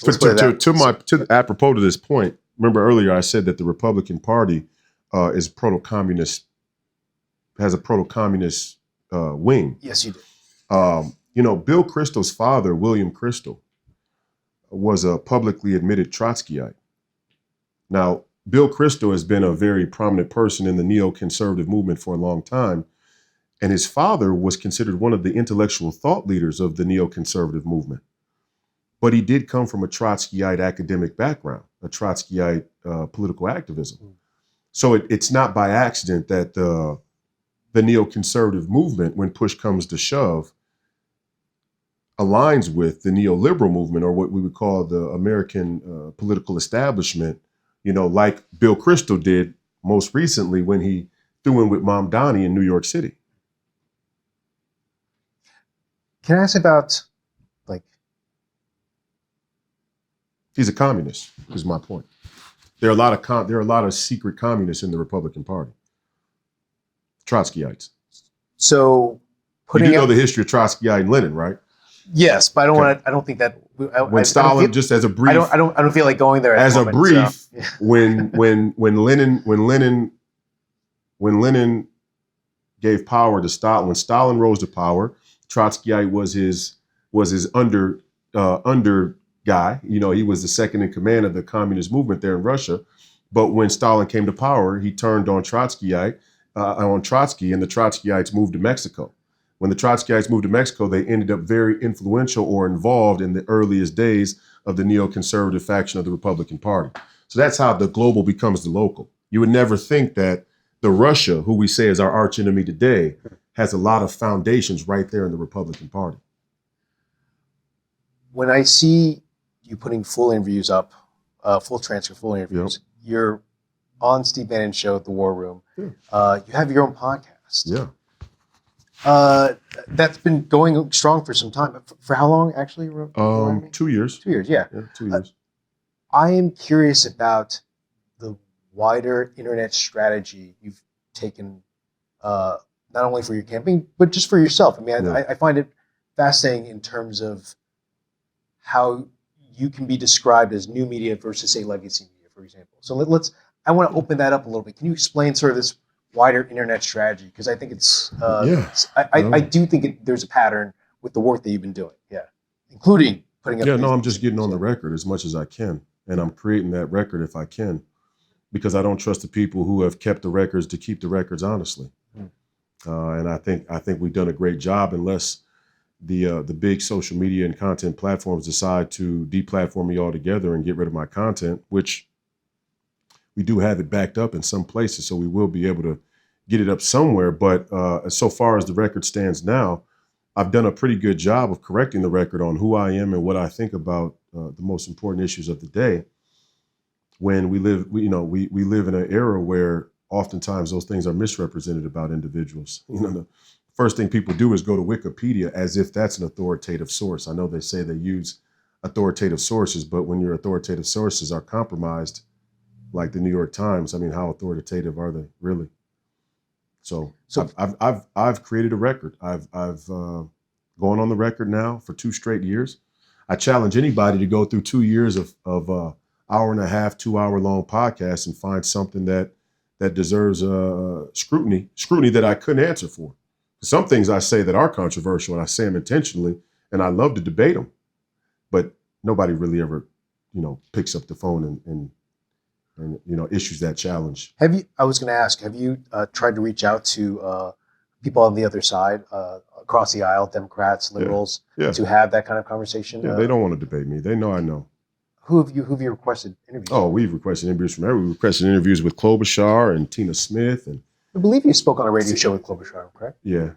You saw how that went. That was a bloodbath. Election integrity. Why were you in 2018 on a documentary that said that the election machines can be hacked, and now all of a sudden it's conspiracy theory?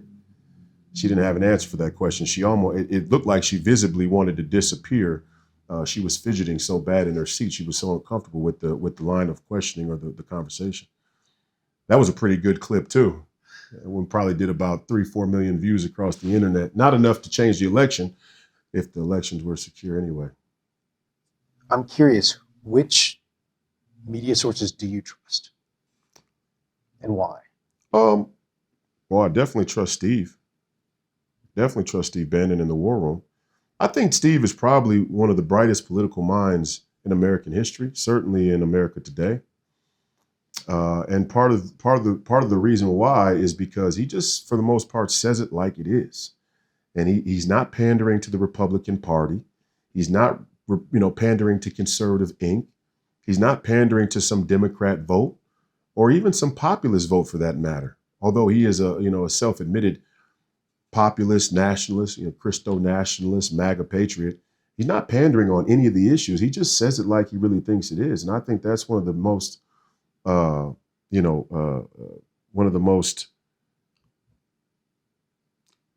of the biggest things lacking in our culture in America, especially from the commentators and from media. It's people who just say it like it is, who aren't trying to pay bills or pander to the people who pay bills. They're just saying, like, hey, this is what it is. They used to do that on Firing Line, PBS. Like, I go back and I have disagreements with William Buckley on some things, and I think there was a great interview that everybody should go and watch, a Firing Line between William Buckley and Phyllis Schlafly. Phyllis Schlafly is probably regarded as the godmother of MAGA. She was the sort of firebrand, nationalist, populist woman back in that day. And they were having an argument about the Panama Canal and who rightfully has or should have control over the Panama Canal and what action should be taken, if any, to maintain that control. And it's just a great representation of conservative Inc. William Buckley, who is a brilliant man, by the way, as intellectual as they get, and a sort of tough-nosed MAGA patriot woman who won't take no for an answer, but also understands the issues. Phyllis Schlafly, it was an incredible discussion between William Buckley and her, and she didn't back off an inch. I mean, she is as tough as they get, and that was a great sort of representation of what the modern day MAGA movement is really all about. It's like, what is America's role in the world, and what is American politicians or government's duty to her people and her citizens? I'll have to look that up. I have yes. not seen that interview, actually. Yeah. So. William Buckley and Phyllis Schlafly. Your podcast, tell me, you said... I only said that because, again, I think that there was a conversation at a time in this country's history where, shit was actually getting talked about. And I mean, the real meat and potatoes. And then we kind of went away from it and politics became more pop culture than it was about political philosophy. And it kind of took on the same sort of fast food, motif as reality TV. In many ways, the crisis of our culture is that politics has become reality TV, and that's just disgusting. It's unsustainable, culturally. But what you're doing is different with Please Call Me Crazy. Yeah, no, but what Steve is doing is different. Okay. What Bannon is doing is different. I think he's the tip of that spear of just saying, hey, this is what the issues really are. Let's talk about them for it. Like Israel. We still haven't gotten to Israel. We got to get there. But what about that? What about your show? So tell me, could you break it open for me? You said you've been working on it for the past 2 years. How often do you put out a show? I mean, tell me a little bit more about this. Sometimes, most of the time I was doing Monday, Wednesday, Friday for a long time. Then I started doing the Saturday morning show live on Real America's Voice. And I still do that every Saturday morning live. And more recently, I've tried to go to a daily show, proven to be a little more difficult than I intended because of the campaign schedule, other things going on as well, other obligations. But I plan to do a daily show, and I even plan to have a Sunday call-in show. Me and Ryan have been working on getting all the technology set up for a Sunday call-in show. I'm sure that's going to be fun and entertaining as well. I'm going to have to call in. Yes, please. How has building that show and expanding it as you've been how does that serve your mission? What is your mission when it comes to building this show? For me, it's really about getting on the record, because I've spent, in my young adult life, I'm 35 years old now. But since I was 21 years old, I've gone through being misrepresented by the media. First, it was with the NBA, and everybody's saying, "Oh, Royce is crazy," or "Royce is just afraid to fly," when the historical record, in this case, the actual historical record, reflects that the NBA didn't have a mental health policy when I was drafted, and I helped them draft a mental health policy they would later put in place and not give me any credit for my role in. So I guess that was kind of my first political victory as a young adult. And it was significant. I mean, the NBA is one of the most influential institutions in the world culturally because basketball is such a great game, and the skill level has evolved so much. I just marvel at what the NBA players have become today. But that was a real political victory for me to be able to stand up for the mental health conversation and eventually get the NBA to change their entire collective bargaining agreement and policy on the issue of mental health. But yet, when you go look at the mainstream media and how they talk about me and that entire situation, it's shorthanded to Royce White was afraid to fly, and that's why his career was derailed. No, I sacrificed my career on the front end to pause the entire global corporate community and say the human condition is important, and it has to be important. And if it's not important, then we should just say that and move on. But let's not pretend. Could you interpret when you say the mainstream media and the media that you're providing people, do you interpret that or at least draw that distinction for us a little bit better? Mainstream media? Well, mainstream versus, say, the new media or the media that you're putting out there through this show. Oh, well, the mainstream media is all the legacy institutions from New York Times to Washington Post, even over the Guardian, BBC, all the way down the line. You got your mainstream media television channels like ABC and CNN, MSNBC, Fox News, the Wall Street Journal, the New York Post in some regards. All of those institutions are more or less mainstream media legacy outlets. And then as a media, how would you consider your show in position to say the mainstream? My show is what they call a fly on an elephant's ass. Yeah. Explain. Well, I mean, it's just a very small show in the $1 trillion universe of the media industrial complex. It's just a little podcast, but it has a little bit of power because I speak the truth. And we just continue to try and grow that influence in that audience as much as we can with great institutional pushback, with great institutional roadblocks, like YouTube, for example, when they're demonetizing and shadow banning. One of my first episodes of my podcast, I had Alex Jones on as a guest. At the time, he was still banned from Twitter's, now X, and the entire episode was deleted and pulled from YouTube. Which was strange because there are some interviews of Alex Jones that they allow to be on YouTube, but they surely weren't letting mine stay on there. What has it been like having conversations in public? By public, I mean broadcasted with Alex Jones, Steve Bannon, Yeah. these wider, bigger conservative voices, and at times been accused of libel and actually successful lawsuits against Alex Jones. Let's talk about Israel. I still want to focus on the American election. That by that I mean your Senate Israel. campaign. What about Israel? Well, I mean, the biggest if you look at the metrics across social media, the most contentious issue or the hottest issue of American politics is Israel. I mean, So we can't even really talk about American elections or American political campaigns without talking about Israel. Especially you talk about the midterms, Epstein, Marjorie Taylor Greene. You brought it up. I just want to go back to it, make sure that we don't run out of time because I think it's important. I think it might be one of the most important things in history. how about this? Okay. Let me get through these questions and Okay. then we can talk about Israel. Great. How's that sound? Because I want to make sure you feel like you can talk about what you want to talk about. Great. Okay. Say you become Minnesota's next U.S. Senator. Yes. Would you work across party lines to accomplish change? There are no party lines anymore. What do you mean by that? There are no party lines. There are only patriots and nationalists and globalists. There are no party lines. But there's still senators from different party perspectives. Yeah, I mean, on paper, on for the theater, So are you willing there to? aren't a handful of America First, unbought and paid for United States senators in the entire United States Senate. How about this? How would you collaborate with Tell the counterparts? truth. Tell the truth. I'm not collaborating with traitors. I'm not collaborating with, and some people would say, well, that makes you unqualified to run for the office. The prerequisite is that you have to become enmeshed in the corruption of the machine in order to be a viable candidate. And I think that's what's wrong with American political culture. is that we expect our candidates to sell out, but then we tell them not to.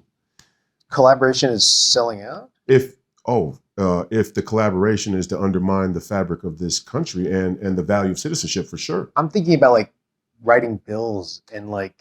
Where do you think the selling out of this nation happens? Fair, fine, all right. I clearly you have issue with the system. For sure. Okay. I have huge issues with the system. I have huge issues with omnibus bills. I have huge issues with the special interests and lobby money in D.C. I have a huge issue with the fact that it's a conventional prerequisite that a United States Senate candidate has to have pre-committed to a lobby, a special interest in lobby, to have any chance of raising the money necessary to win one of these campaigns. I object to all of that. And I think Marjorie Taylor Greene does too in some respects. That's why she's taken some of the action that she has. I mean, what about the amendments, U.S. Constitution? I mean, these are things part of the system and checks and balances, executive branch, judicial branch. Oh, that's all good. I mean, no, I don't think that the entire government is a wash. The way that it works is a wash. I think that the way that our politicians do it and the way that our American people accept it is corrupt. And we all know it's corrupt.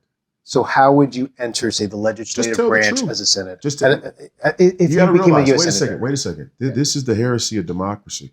Remember last time we talked? I think I talked about the heresy of democracy.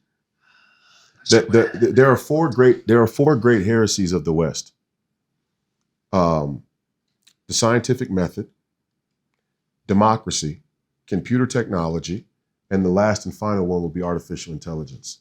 And when I say they're heresies of the West, it was man's attempt to bridge the gap between themselves and God, that we could solve the equation that would ultimately make man God. So you're taking issue with these four? Yes. Okay. Now, the key one in that is, again, the scientific method, democracy, computer technology, and artificial intelligence. You're against democracy? The heresy of democracy. I'm against the heresy of it. Sorry, I'm a bit confused, I guess. The heresy of democracy is that all democratic majorities are made equal and righteous. That's not true. All democratic majorities are not made equal, and they certainly aren't made righteous. If we look across history, it's more often that a democratic majority, or that a majority of any sort, is a reflection of its own ineptitude. Yeah, no, I mean, if you look across history and you say, when was the time where mankind or humanity really had a good grasp of things? Not often. So Gandhi used to say this.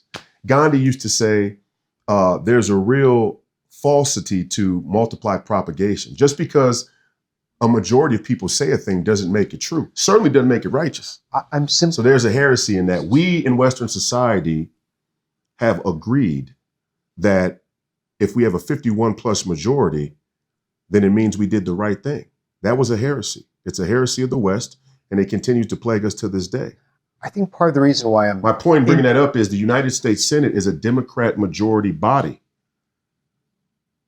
Yes, there has to be a majority in order to get bills passed. And that's part of the insulation of the corruption. That one man can't stand up in the United States Senate and force the other United States senators to do the right thing, but we can tell the truth. Isn't that called checks and balances, though? Yeah, that's what they say. I guess let's put it this way. That's what they say it is. Checks and balances. It's more like purveyors of the status quo. Let me bring it down to the film, or at least myself here. Mm-hmm. The reason why American Voices, the reason why I continue to keep building is because of not necessarily the heresy of democracy, but the hope of democracy. Amen. That is the number of people we've been following across country to put in a vote towards their beliefs and under a country that they feel that they have a democratic vote for. Oh, I'm not saying that there isn't hope in democracy. I'm saying that there is heresy in it. And that right now the heresy is the prevailing, it has prevailed. The hope of democracy has yet to prevail. The hope of democracy still exists. It's still there, but it has yet to prevail. And it certainly has yet to prevail in the United States Senate. In lieu of said democracy, what is your plan if you don't get the nomination for this coming Senate? I'm going to win the nomination. All things fair, I'm winning the nomination. The Minnesota Republican Party is gone MAGA, and there's nothing anybody can do about it. they'd have to cheat me, and I don't put it past them cheating me. I mean, what about that Republican forum? It seemed like there was a lot of pushback on. Did it seem like there was a lot of pushback? It seemed like there was a debate, conversation, maybe some disagreement in there. There wasn't any pushback. I said what I said, and they all sat there and listened because they knew it was true. Another example of the heresy of democracy, right? Me up there with 9 other men, but in the face of the truth, they all had to sit there and take it because they knew. They knew they faced a person who understood and would never back down. Okay. So they cut my mic. But I still talked, didn't I? You did. Yeah, I did. Yeah, yes, yeah, I did. And that's exactly what I would do in the Senate. And that doesn't mean that all 100 United States senators would choose not to sell out the American people, but then at least the American people would have a voice within the Senate that's going to tell them the truth. And there's value to that. What are the next events of your campaign? In other words, we'd love to keep following you as we have for the past 5 years. Yeah. What are some big milestones you're trying to hit? I think it's January, January 13th, maybe? Doing another town hall, same spot, same time. So, any big other events down the line? Well, I mean, it's campaign season. You got the convention, state convention coming up, the endorsing convention. Sure. You got all kinds of stuff coming up, man. I mean, it's campaign season. When's the last time you worked with Tayo? I mean, I haven't worked with Tayo since 2020. Okay, since way back then. Yeah. He's a friend. He's a man of the community, and he's done the best he can to make his life something meaningful and try to help people, and I respect that, and I respect him. And he's a guy who I think has a lot of common sense in a world that has lost a lot of common sense. What are you looking forward to talking with him about tomorrow? Because we are having a conversation. I just look forward to seeing Tayo as a friend who I've known since I was 17, 18 years old. I don't care what we talk about. That's great, actually. Yeah. Yeah. He's a good dude. Would you ever not just consider, but also reach to get him to help you with your campaign? If he wanted to, I mean, I wouldn't be against it, but I don't require people to help me. No, I never require. It's more like how would you convince him, or like try to get him to I tell him the same thing I tell everybody else. You get the government you deserve, and by God, we all will. But my campaign is not about my campaign is not so much about that kind of thing. It's about the truth, man. It's about the truth, telling people the issues. This interview is what my campaign is about. This right here, what we're doing right now, is the articulation of the ideas, the rigorous intellectual dissection of our philosophy in Western society and what we're going to do going forward, how we even think about things, how we even frame the questions. What should we be asking?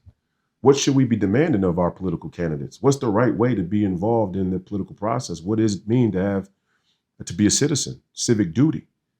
These are the things that I'm interested in, and that's not for everybody. It's a somewhat lonely road, but one that needs to be journeyed down anyway.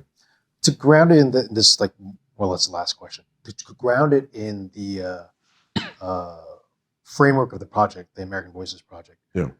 Since the chains on the streets, that march, Black 4th. Yeah. How have you grown or changed as an individual since that compelling, powerful march? I mean, if you're not a completely different person 5 or 6 years later, then you've probably failed at life. So I'm completely different. Evolved, more advanced, more courageous than I was even then. It's because it's easy to stand up and lead a peaceful protest in the heart of the George Floyd situation, in some sense. It wasn't easy to do it the way that I did it or say the things that I said, but overall, the momentum is on the side of the people in that George Floyd 2020 situation, environment, to run against the entire weight of the American political elite. That's dangerous. You called for change then. Yeah. Have you seen progress with that change? Yeah, of course. How so? Well, I think the advent of social media has at least opened up a political dialogue in this country that is still taking shape, but it's open. And, more than ever, people are contributing a lot. And in that, in that they are experimenting and people are saying things that are unconventional. And that's good. That's good. The heresy of scientific method. There isn't a scientific consensus. Science is supposed to be experiment, trial, error, check, and so on and so forth. And it's the same thing in the conversation. Same thing in the culture is people should be testing the boundaries of culture and ideas and saying, well, what about this? And maybe those things take root. Maybe they don't. President Trump's certainly did. That's why he won the narrative in 2024. To be fair, I think in science, at least, you can test and experiment and do well to prove H2O is still water. To a degree. There is some verifiable science. There's a lot of science that we say is verifiable or safe or sure that isn't so sure. Because if it was, we probably wouldn't have had a virus break out of a lab there in Wuhan, right? Last question, because I want to make sure you get to Israel. Okay. Remember, no, you want to get to Israel. You asked me about Marjorie Taylor Greene and Epstein. Yeah, because I just want to answer it. Okay, fine. Okay. All right. Let me make clear. I'm not stump speeching about Israel. I talk about it so much I'm exhausted, but we are here in PBS and might as well. I am curious. Did you vote for President Trump in 2018 or 2016? 2016. In 2016, no, I didn't vote at all in 2016. I was living in Canada at the time. Why? Oh, I didn't. Could you unpack that? Yeah, I was playing professional basketball in London, Ontario in 2016, 17, and 18. And what you were seeing from afar, looking into what was happening here, how did that shape then to what it is now? Well, I tell you this, I thought that Hillary was corrupt then. I thought that President Trump made some great points about Hillary Clinton then. If you asked anybody in my family, my mom or anybody else at the time I was staying then, hey, you may not like the way President Trump is going about it or doing it, but when he says all of your donors take the same tax cuts I do, whew, that was like a gut punch to the entire status quo there. Also, I'm confused. I mean, you're an American citizen. Why didn't you vote?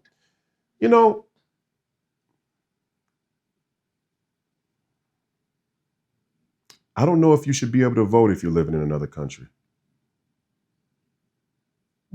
That being said, people who are in other countries, American citizens, they vote. Like, for example, I was working abroad for some of the elections. I threw in my vote because for me personally at the time, I just didn't feel comfortable with it. I didn't feel comfortable with, now I turned 18 right after President Obama was elected in 2009. So that would have been the first election I could have voted in.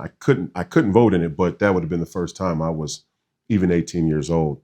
But you made a point not to vote. Why? In 2012, I didn't vote either. Oh, okay. This is fascinating. Sometimes people should abstain their vote. But why did you not vote? Oh, I'll tell you, in 2012, in Obama's second term, I was already hip to Barack Obama, and Mitt Romney was a complete and utter embarrassment. So I abstained my vote then. 2016, I wasn't living in the country. I don't think it's appropriate to be living in another country full time and cast a ballot in this country, even though I'm a citizen. I don't know. I just don't think that that's right. I didn't think it was right at the time. Maybe now. It begs the question, at the time, that was my thought process. It's like, hey, I'm living in Canada full time. Maybe I shouldn't, But you weren't able to vote in Canadian elections. No. I didn't try to vote in Canadian elections. Maybe they would have let me. I don't know how secure the Canadian system is, but not really my issue, right? Unless we annex Canada, then we'll deal with their election integrity next.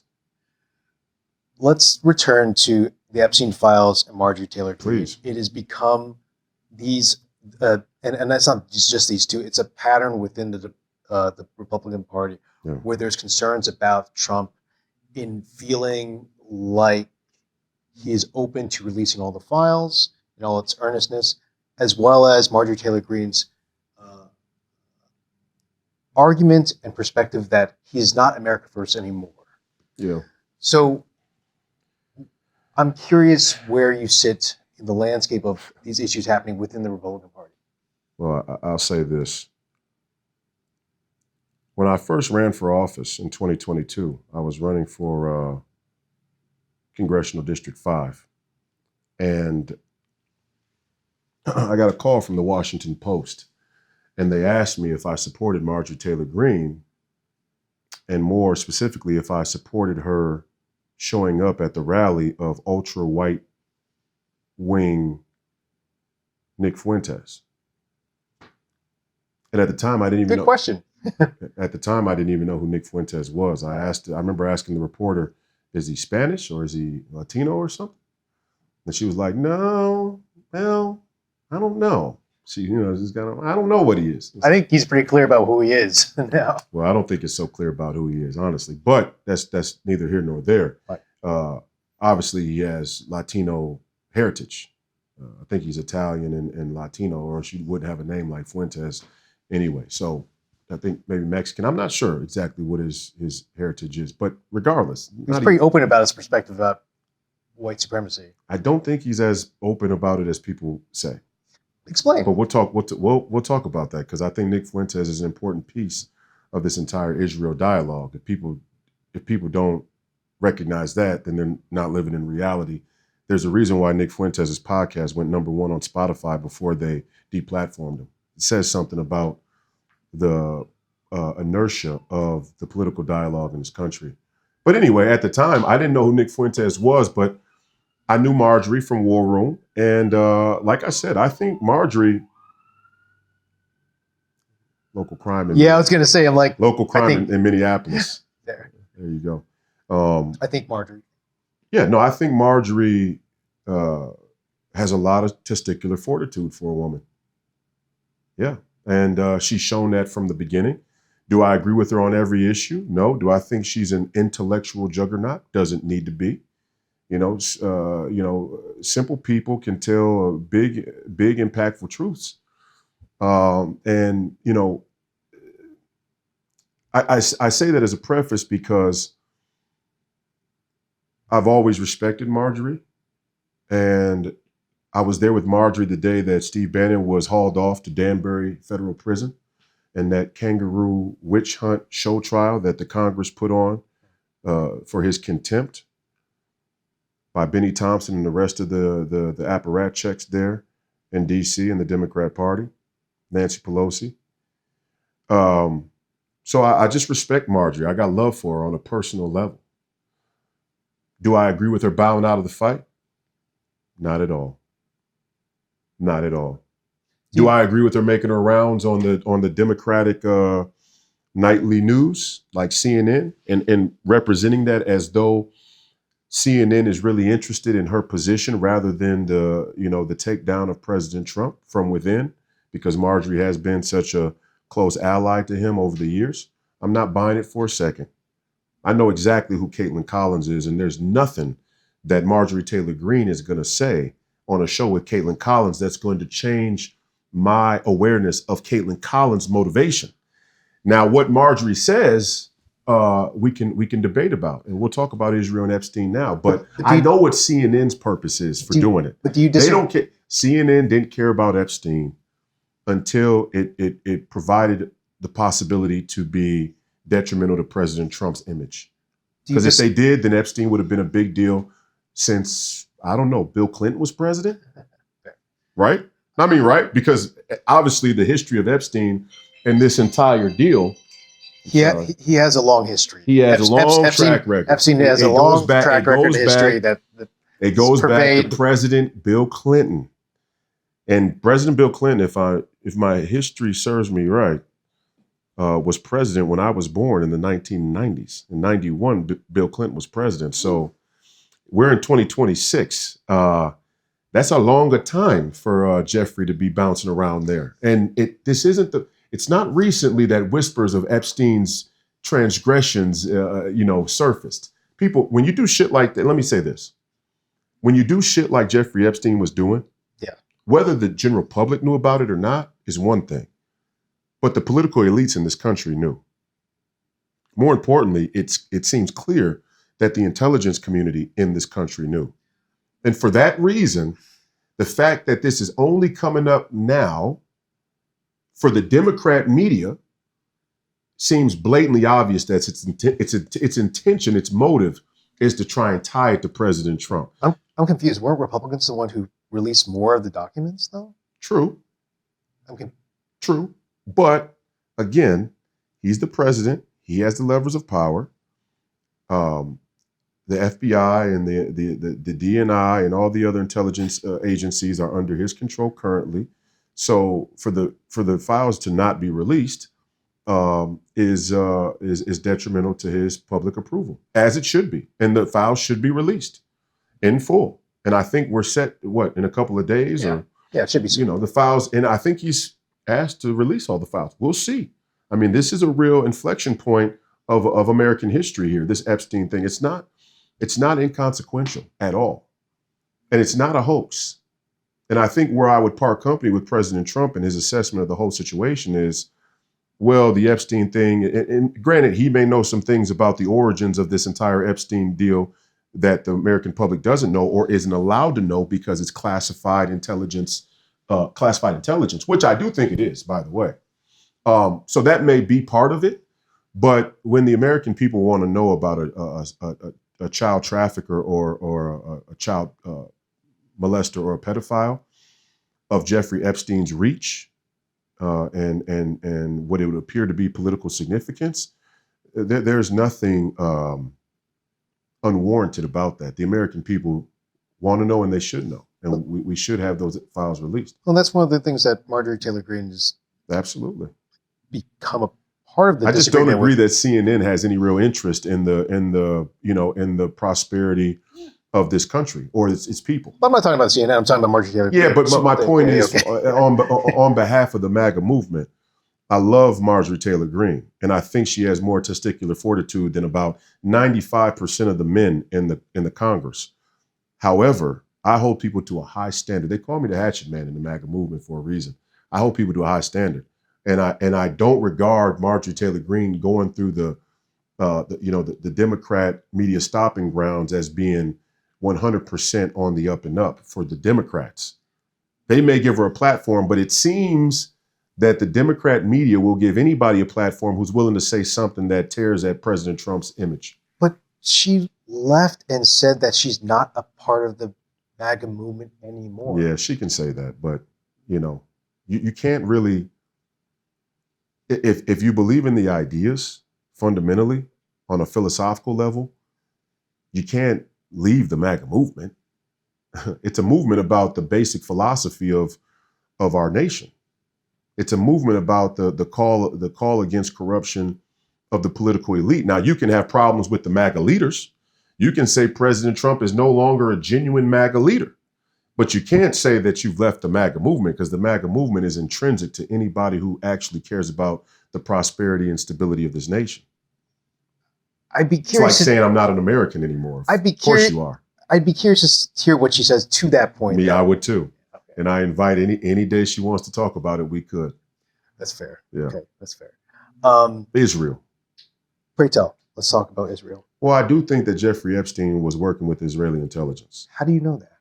Well, I mean, just look at his connections. If I or you or anybody else, President Trump even, for example, had the loose connections to MI6 and Israeli intelligence that Jeffrey Epstein appears to have, it would be a foregone conclusion that it should at least be considered that Israeli intelligence was involved. And working with them, how and to what end? What is this theory? I think that Mossad is not afraid to transgress what they call international law or standards about espionage. We know that from our own CIA testimony. Agents from within the CIA that report that Israel's intelligence officers would routinely try and bug office rooms and vehicles and other things like that, and when they would visit America. I guess maybe get more specific with me about Israel. are you saying that there's an infiltration effort by Israel? Like, explain, because I like, don't say there's an just- infiltration effort. I think that they have infiltrated. I think that from the broadest point of view, Israel is a geopolitical cornerstone of a globalist agenda by nature because of its strategic location, energy, oil, the Middle East being a routine place that international interests can go to and draw upon to foster war, conflict, change economy, all kinds of things that flow through the Suez Canal, for example, or the Middle East. So Israel is firmly a part of an ongoing geopolitical strategy for many, many interested parties and nations. how, as much thought as you put to Israel, how does it play into your worldview, especially your campaign? I'm just Look, ground me a little bit. there is no Democrat or Republican Party. I tell people, And yet I have to, like, I mean, I'm an independent. Yeah. But people are registered Democrats. People are registered Republicans. the I guess I don't understand. It's a fugazi, is what I'm saying. It's smoke and mirrors. It's fictitious. Then why run? Because you have to represent the thing that it's not that it Under it's one not side, that it one doesn't party. exist. It's that without honest representation, it doesn't exist. The Explain. Republican. Yeah. Okay, I'll tell you. Yeah.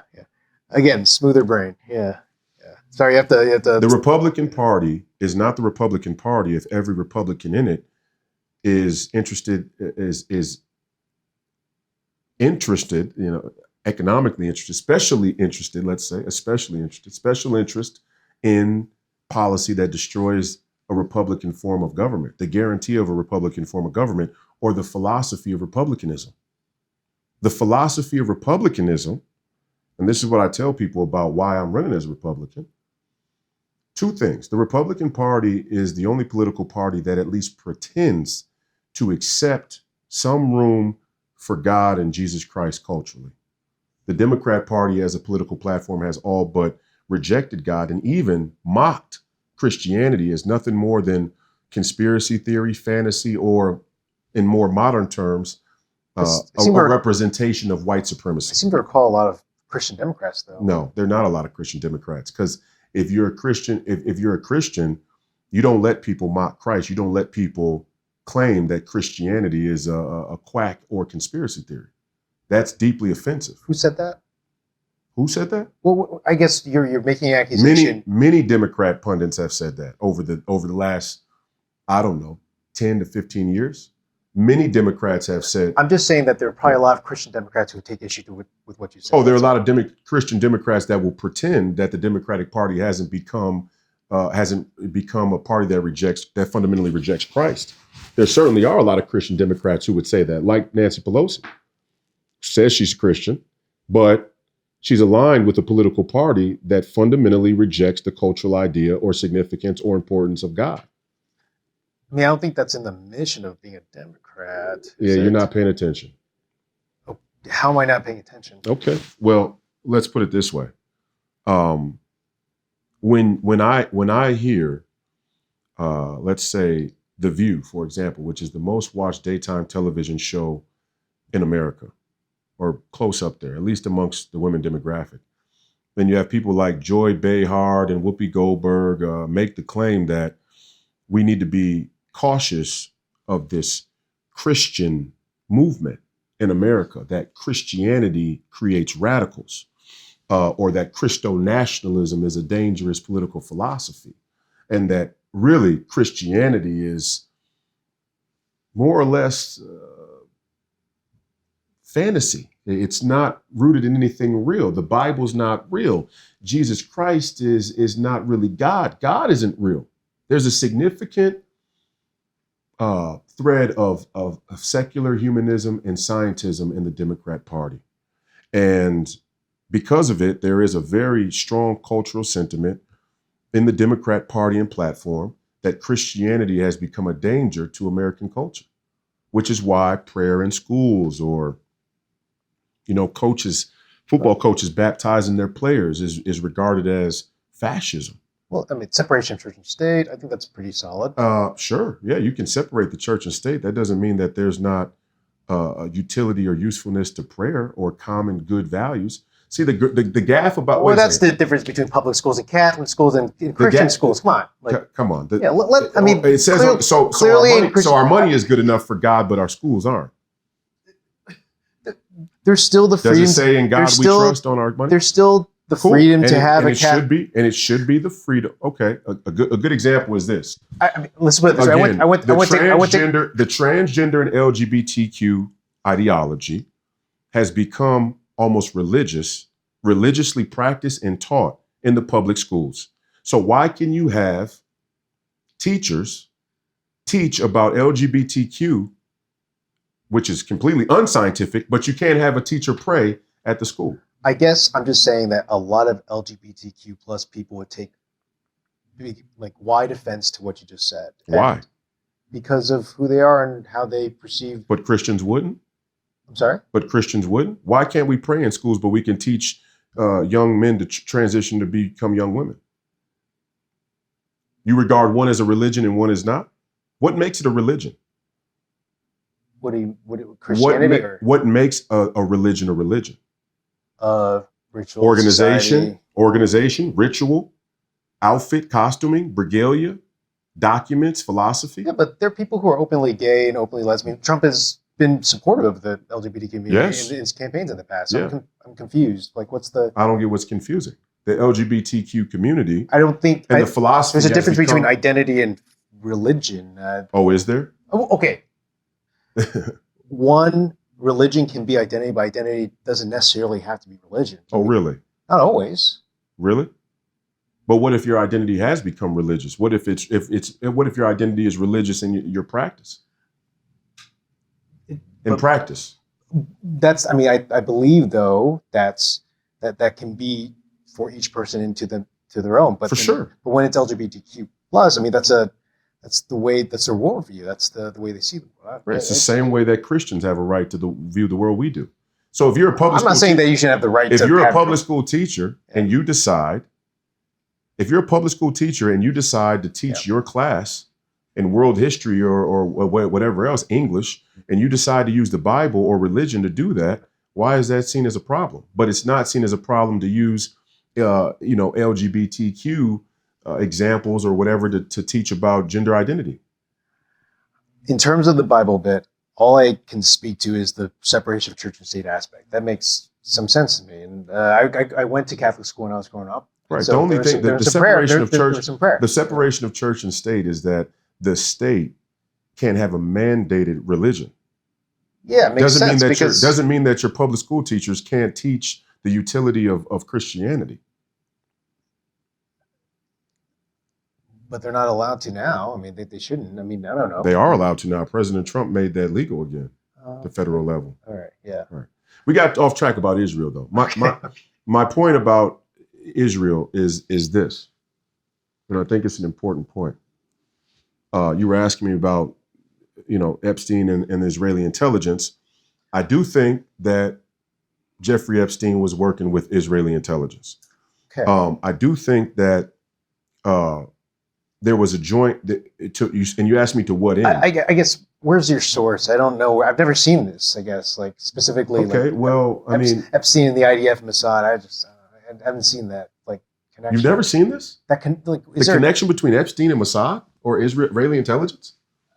I guess I haven't studied as much as you have on it. Well, his sidekick in crime, who may have in fact been the architect of the whole deal, or may have been his control. Ghislaine Maxwell's father, George Maxwell, was on the record of working with Israeli intelligence. So just even there, fundamentally, he was an Israeli intelligence asset. So are you implicating the Israeli government for something specifically with Epstein? Is that? No, I think that the entire Epstein project, the entire Epstein trafficking of young girls, etc.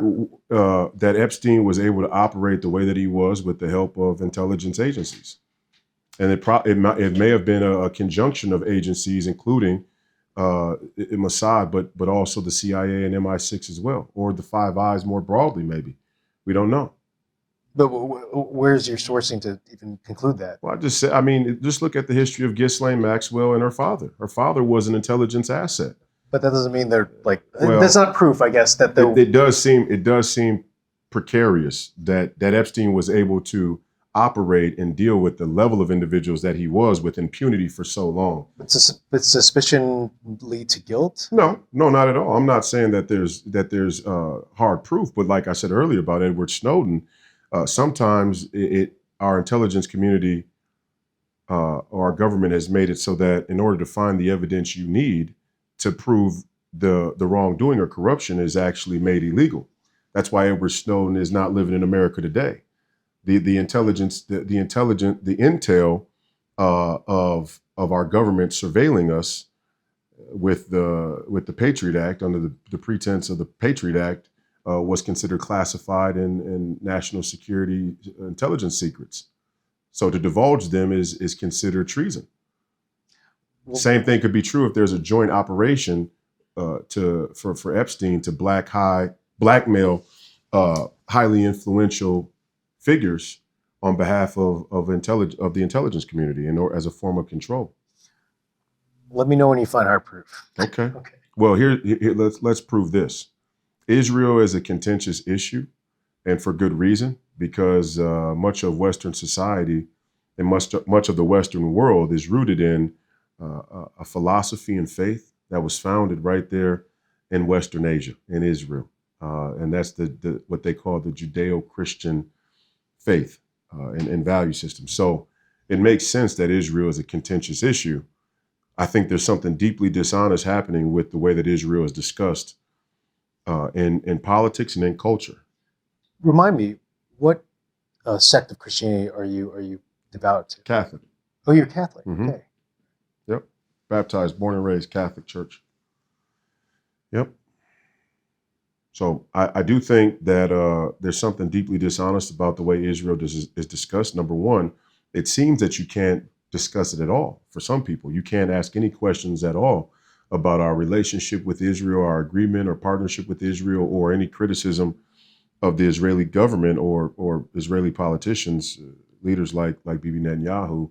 And that's just a non-starter for American society, for our culture. Let me be clear. I haven't made any films or researched it enough Yeah. for me to feel like I can be an authority on Israel. To Yeah. be honest, so yeah. Well, you should start there because America is definitely deeply entrenched in a question about Israel and foreign policy now. Which leads me to the question then about your constituents. How much do your constituents need to know about your concern about Israel? Like, why is that important? Why is it important to your constituents? Well, I don't know what's important to my constituents. It's not really that's not a priority to me. My priority is to tell them what they need to know is important. You know what I mean? What they already think is important is one thing, but what they need to know is different. You want them to know or need. I need people to realize. Help me with that one. Yeah. I need people to realize that Israel, as a political topic here in this country and maybe all around the world, is being used as a way to control the conversation. On both sides of the aisle, is being used to censor and cancel and make and stifle people asking questions about other issues that don't necessarily even involve Israel, like our foreign policy. Our foreign policy of America First isn't really about Israel, but yet if you follow the trail of America First foreign policy far enough, you end up at a question about what we'll do in regards to Israel. And so in that way, Israel becomes this, this revolving door of stifling the conversation in one direction or another. And in that way, it's duplicitous and dishonest. It's just like the Jewish identity, which is just like the Black identity. Like you can't, I was talking to a Jewish man the other day at the Republican State Central Committee. And he said, you're saying some things that are parallel to Nick Fuentes and the Groyper movement. And my response to him was, well, what does the Jewish community plan to do about Nick Fuentes and the Groyper movement? What is the plan? What is the strategy? Is your strategy just to call them all anti-Semitic and say they're ridiculous and write them off as not something to contend with? Because if you do that, You're making the same mistake that many people made about President Trump and the MAGA movement not too long ago, just to write it off as ridiculous. Okay? So what do you suggest? My suggestion is to listen to the things that they're saying and be able to parse out what's true and what's not. How do you know what's true and what's not? Discernment. And But research and historical reporting? fact. Yeah, there's a lot of ways there's epistemological ways to decipher truth, what is and what isn't. But I'm a classic reporting guy. yeah. So, I mean, here's what I think about, again, the term, the Jewish identity. It's used in the same way the Black identity is used. And you can't even say certain things like, I was outside of the Federal Reserve. This guy took exception to me saying that there were Jewish elites that ran the Fed. And there were publicly admitted Jewish elites that have recently run the Fed. Janet Yellen, Ben Bernanke, a couple of others. So that person being offended was he shouldn't have felt offended. Well, I think it's part of a bigger cultural crisis of identity politics being used in a bait and switch to stifle conversation about necessary issues. In this case, Israel, our foreign policy, Jewish, a sort of Jewish protected class, where you can't criticize anything that Jewish people do or even mention anything Jewish people do as a community. Same thing I said about the Somali community. If a Somali man robs a bank, I can say he was a Somali man. If Sure. a Black man robs a bank, you can say he was a Black man. Yeah, but I don't If think. a Jewish man robs a bank, you can say he was a Jewish man, but you can't. Well, no, but You can say a Black man or a Somali man, but you can't say he was Jewish. But I think there's a difference between saying a Somali person stole and then paint the whole broad brush and say Somali people are garbage. I mean, No, there's a that's not there's what a- I'm saying. No, there's a di- what but there's a difference, though. What I'm saying is that you can't say that a few Jewish elites ran the Fed, because to say there are Jewish elites is supposedly a dog whistle to an anti-Semitic trope. And that's just a non-starter. There are Jewish elites in this country. There are Jewish elites in the world. There is a Jewish lobby. There are Jewish people who are not loyal to this country. Hell, there are Jewish people who aren't really even loyal to Israel, depending on how you look at their political actions and participation. There are Jewish people who are loyal to nothing but themselves, same as any other race of people on the face of the planet. But for some reason, if you say it about Jewish people, then you're automatically anti-Semitic. And that's what they're throwing on Marjorie Taylor Greene, or they have thrown on Marjorie Taylor Greene. They've thrown it on President Trump at times. Recently, they've thrown it on Steve Bannon and others of the War Room Posse. They've thrown it on me as much as they possibly could. And it's created a rift in the Republican Party and in the conservative movement, because such a big piece of the Republican Party or the conservative base are evangelical Christians who carry the same sort of belief about the Israel conversation. And I think that it's just completely dishonest. There are Black elites. If I say Barack Obama is a Black elite, he is. And it's funny, we talk in the Black community, we talk about Black excellence the same way I said about a few other communities, but we hold up our identity when we talk about our success. But if we talk about the failures of an identity or a demographic or a race of people, all of a sudden it's racism or anti-Semitism. The Jewish people in this country have failed to stand up in the conversation about the history of the Jewish people, Israel, and the current political, let's say, correctness in a way that's honest. And because of that, they are responsible for the rise of the Nick Fuentes and Groyper movement. The Nick Fuentes of the world wouldn't be able to point out the contradictions that he can had it not been a bunch of Jewish people in this country refuse to stand up and say, don't use my identity that way. Don't play fast and loose with my Jewish identity to perpetuate forever wars in the Middle East or to stifle a conversation about the influence of political lobbies, like, let's say, AIPAC in American politics. And every time a Jewish person fails to do that, they are adding ammunition. They are lending ammunition to Nick Fuentes and the Groyper movement. And it doesn't seem that they plan to stop. From my interaction with this gentleman and the way that the media has, Which gentleman? this Jewish gentleman at this Republican convention. Yeah. And the way that the media has covered my comments in general, and has continued to cover comments about Israel in general, it doesn't appear that that's slowing down. And it is going to become, it's becoming a dividing line for the midterms, right? Because you see now an alliance growing where Marjorie Taylor Greene and Anna Kasparian, one of the more socialist, populist, or far left activists in the political commentary world, are finding agreement on Israel. Now, do I see their agreement as 100% genuine? No.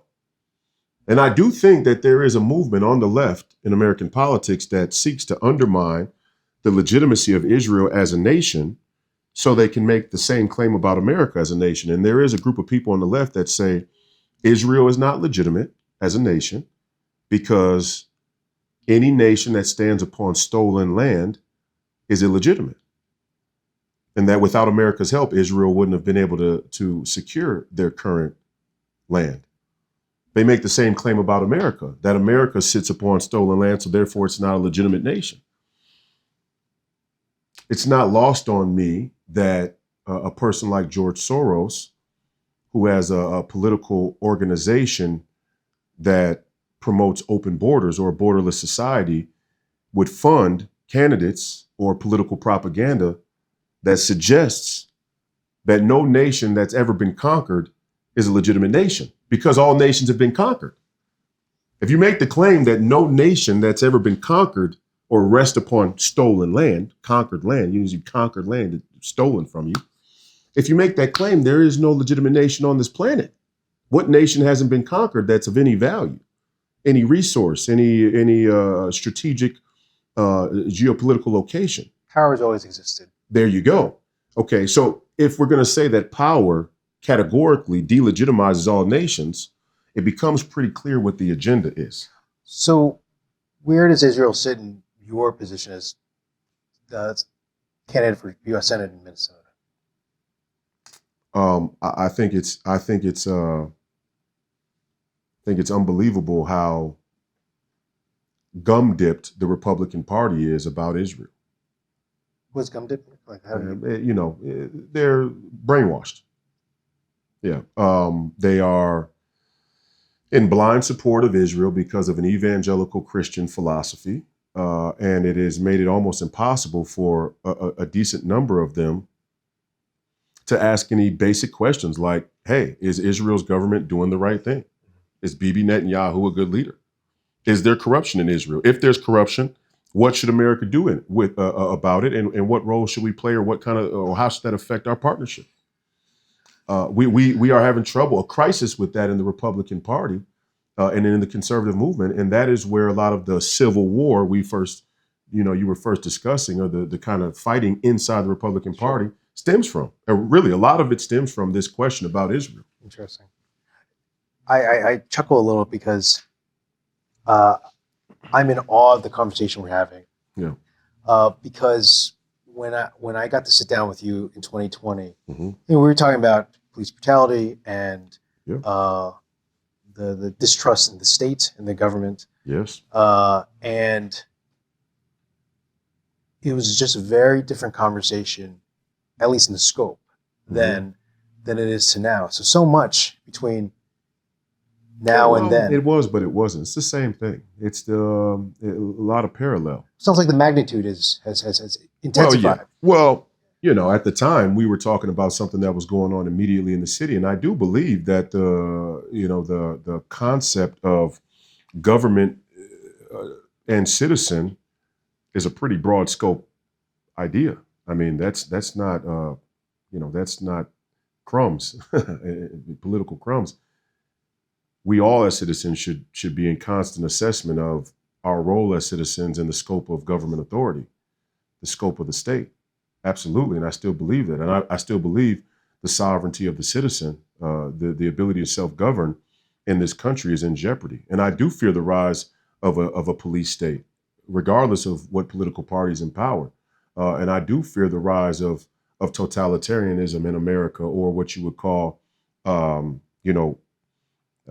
pretext for martial law. And what do you say to the people who, especially those of whom, I'm just looking at the interviews of Somali American citizens Mm-hmm. who were detained recently in Minnesota Yes. in fear of a totalitarian regime brought on by this current administration. It wasn't brought on by this administration. Oh, okay, so there is concerns of But let's be clear about that. of state ICE overreach. Yeah, when but we're let's be clear about that, because that's an important point. It wasn't brought on by this administration. If there was I'm not saying that there is. Let me but be more specific though. Like Okay. it quite clearly there have been American citizens who've been wrongfully detained for being accused of being illegal, Right. and they're not. So Right. so how is that different from citing government overreach The from a libertarian circumstance- standpoint? I The guess? circumstances with which there's a necessity for federal intervention for illegal immigration was not brought on by this administration. It was left to this administration.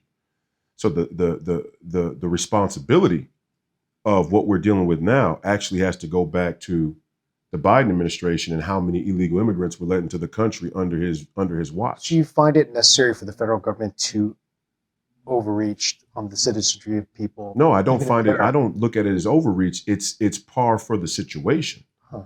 and that is unfortunate, and it's a failure of the citizens. That's where we don't really. You're saying it's the citizens' fault? Yes, absolutely. How? Yeah. Why is it the citizens' If you're fault? a sovereign, Why is it the citizens' fault that the government You is, get the government is you arresting you unlawfully? you get the wrongfully, government right? you deserve, and by God, we all will. If sovereign citizens collectively don't hold their politicians to a standard that allows for a government to maintain its credibility and its integrity and its basic function, then the results of that, when a government becomes tyrannical and overreaches, ultimately falls back on the citizens. This is what I was saying back in 2020. This is why I marched people to the Federal Reserve instead of the first police precinct. And you were there. Yeah. How many times did we walk past the police precinct? Yeah, no, I remember Every that. time. Yeah. Did we ever stop at the first precinct? I don't think so. I No, don't we did remember not. that. We stopped at the Federal Reserve, though, didn't we? Right, because in the wake of a rise of radical materialism and bad economic and monetary policy, inflationary culture, we have given over too much governance to the very system we say is guilty. And when you do that, and your politicians decide to let in 15 million citizens, you're telling them they have to clean it up in a way that's going to transgress your rights. And I think people crave tyranny. The dark part, let's go there. Oh, what I see you looking kind of, what do you mean? Well, have a vote. Like I don't want a tyrant taking over my life. So you say. I'm saying that right now. I know you're saying that, but I'm making a comment about American culture. And this is what I'm saying. One point to button up the thing that you just said. People crave. I find that the people who Freedom is across the breadth of human history, across the entirety of human history, the Chernow House of history, freedom is a luxury. Freedom is a luxury. Sure. It's a desire, it's an aspiration, it's a hope, it's a founding belief of our American values, but it's a luxury throughout history. And people crave convenience. On my show on Saturday mornings, I always, in the intro, I say, convenience will be the death of freedom. People crave convenience. And although tyranny can manifest in harsh ways and be scary and be uncertain, tyranny ultimately does abnegate the responsibility of the citizen. So in that way, even tyranny can become a modality of convenience. It's convenient to give my freedom to a tyrannical state. And if you look at the trajectory of American society and culture, everything that we do and the way that we participate and the way we've sold out to special interests and lobbies and politicians who lie to us, everything we do suggests that we talk about freedom, but we deeply crave tyranny. Yeah, but clearly that's convenient for whom? Well, that is the question, sir. Well, Who is it convenient for? Well, obviously the Somali American citizen who got detained wrongfully, it's not convenient for him. It's convenient for the Somali community as a whole. For him to be detained unlawfully? For the government to be bigger than it's supposed to be because they accept the subsidies. You don't get one without the other. It's the same as the Black community. The same people who said the entire system is guilty when George Floyd died somehow believe that the infinite expansion of the federal government through federal programs and subsidies is going to shrink the power of that system. Now, you tell me how that squares. If I say the whole system is guilty and inherently white supremacist, then why would I give that same system more money and more power? So what do you? I'll tell you why. I'll give them more money and more power if I think it benefits me. What do you propose then as a use? If I think the social welfare programs and the grift about roads and hospitals and infrastructure, or the expansion of the military industrial complex and our power around the world, or even the US dollar as our number one export, the economic and monetary system itself. If I think that the net aggregate of all those things is a benefit to me, then the government can have as much power as they want. And I'll vote for any politician who's willing to puppet the propaganda and tell me what I want to hear versus what I need to hear. And in that way, American society has become a nation full of cucks. We love our government fucking us. We love getting fucked over. We complain about it. We have opinions about it on social media, but deep down, if you look at the net result of how we participate as citizens, we love getting fucked by our government and our politicians. It seems like we almost crave it because we talk about it, but we're not willing to get involved and do the work. We're not willing to call foul where it really needs to be. The Somali community has to acknowledge, if we're going to give the American government all of these broad powers because of government subsidies and programs, and we're going to take the money, when the government decides to get a little tyrannical, ain't much we can do about it. We got to sit back and roll with the punches. I feel like a lot of people will disagree with you, especially. You can disagree if you want, but look at the results. It begs a question. Say you do win your nomination and win the seat, then what do you do? Look at the results. What is your results. policy recommendations as a U.S. senator? Even go as far. You said president, right? As a president, what would you do? Tell people the truth. Let me leave people with That's this. your policy. Let me leave people with this theoretical. Let's say tonight you're watching whatever streaming service that you watch. Give me a campaign promise. Why not? Let's say tonight you're watching whatever streaming service you watch. Okay. Could be cable television, could be YouTube. Local television, anything. Yeah, sure. Let's say you get an emergency broadcast from the American government that says, this is not a test. This is a crisis. There has been an outbreak of a pathogen that could potentially wipe out our entire population. National Guards, American military are being deployed to your local area to help you to safety. We're going to bring you to the FEMA camps to try and contain the outbreak of this deadly pathogen. What portion of the American society you think would go? Fear is a powerful agent. Yeah, I see a lot. I'm asking, how many? I see a lot of people doing that. Yeah. 90%? I don't know. I'd say about the same amount of people that took the vaccine. Sure. Let's use that as a predicate. Not a bad parallel. Yeah. Okay. Have you taken the vaccine? I did not. Have not been vaccinated. COVID vaccine. Yes. I assume. I did not take the COVID Glad you vaccine. clarified. Yeah. Okay. But let's use that number, that whoever the COVID people who took COVID vaccine would probably go along with the martial law, right? You look at that and you go, do the American people really understand what it means to be free and the responsibility and danger that comes along with that? Our founding fathers, one of the most brilliant statements from our founding fathers, and I always tell people this at Republican Party events because I think that the Republican Party likes to pretend that we care about freedom and the founding of this nation, but when push comes to shove, it's more of a moniker than it is a practical practice. If you're willing to trade your freedom for security, you will have neither, and more importantly, you deserve neither. Our founding fathers constructed this nation in a way where we presuppose God-given inalienable rights, but they were so tough intellectually, they believed there was a way for you to forfeit your God-given rights. Imagine that as a concept. Just conceptually, that's profound. You have inalienable God-given rights, which means that there's an authority higher than the government, but you can be such a fucking coward that you forfeit those God-given rights. I love that. But the opposite's true too. Go ahead. The Federalist Papers. The ability to to check and balance over time as societies evolve Yes. to protect said inalienable rights, just like Lincoln. Yes. Just like the ability to vote as it comes back to. I agree. The question is, if your lawmakers are not righteous, then there is no rule of law. There is no, the law is not righteous. And we all know that our lawmakers are not righteous. We know that they're not playing on the up and up. We know they're corrupt. So what's your plan? Tell the truth, man. That's not a policy, though. Come on. Give me more. No, it is. Give me a policy plan here. Something detailed.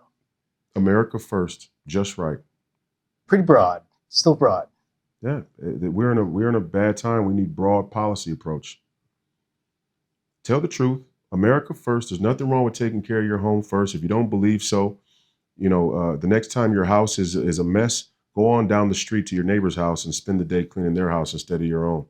Take the doors off of your own front, the front of your house. We need a border. If you don't have a border, you don't have a country. Our priority should be number one as a nation. That's just prudent. That's kind of the standard of all nations across history. In fact, the same neo-colonial philosophy that the liberals say that they detest is the philosophy that informs that America should be responsible for the entire world. Who the fuck are we to be responsible for everybody else and tell everybody else how to run their shit? I love to see the rise of the populist movement in Africa and Burkina Faso. I love that the young general there in Burkina Faso told all these international folks to get the fuck out of our country. We will survive or fail on our own, but we're going to use our natural resources and our people to try and build our country up in a way that represents the best interests of us as a nation. But the key word in that is as a nation. And Burkina Faso is on the rise as a nation. And as a Westerner, I say, God bless them. More power to them. Hopefully it doesn't become a communist nation. But what do you say to the people who are seeking help, who want aid? The question is, what type of aid? What type of aid and in what capacity? I mean, I guess I'm saying that young general is speaking for a lot of people. A lot of people don't agree necessarily. Well, the people in Burkina Faso agree. And that's all that matters. Okay. I've not done enough work. At the point where I've not done enough work in Burkina Faso to know and how. That was a broad statement. At the point where the people in Burkina Faso disagree, I expect you'll see some conflict there in Burkina Faso, the same way you saw in Somalia. The problem was we went into Somalia and tried to prop up one side of the conflict, and then we end up with all these Somali immigrants here who need our taxpayers' money. Tell me what country. China comes to the West, aids in a war between us and Mexico, and then American refugees have to go to China, and they're gonna pay for us to be there? Give me a fucking break. Never gonna happen. You know what they do to you in China if you cross the border illegally? They just take you out back and they just shoot you in the head. I guess they don't take the time to pleasantly deport you back to your origin country. I guess I don't. Like in my mind, kill their own people in China. I mean, it's I guess get into a lot of these case studies, which is fun to discuss in this sense. But when I think of the United States and immigration in particular, I find that to be a strength, i.e., the melting pot aspect of me of my parents coming from Hong Kong to a certain level. Oh yeah, let's talk about Hong Kong another day.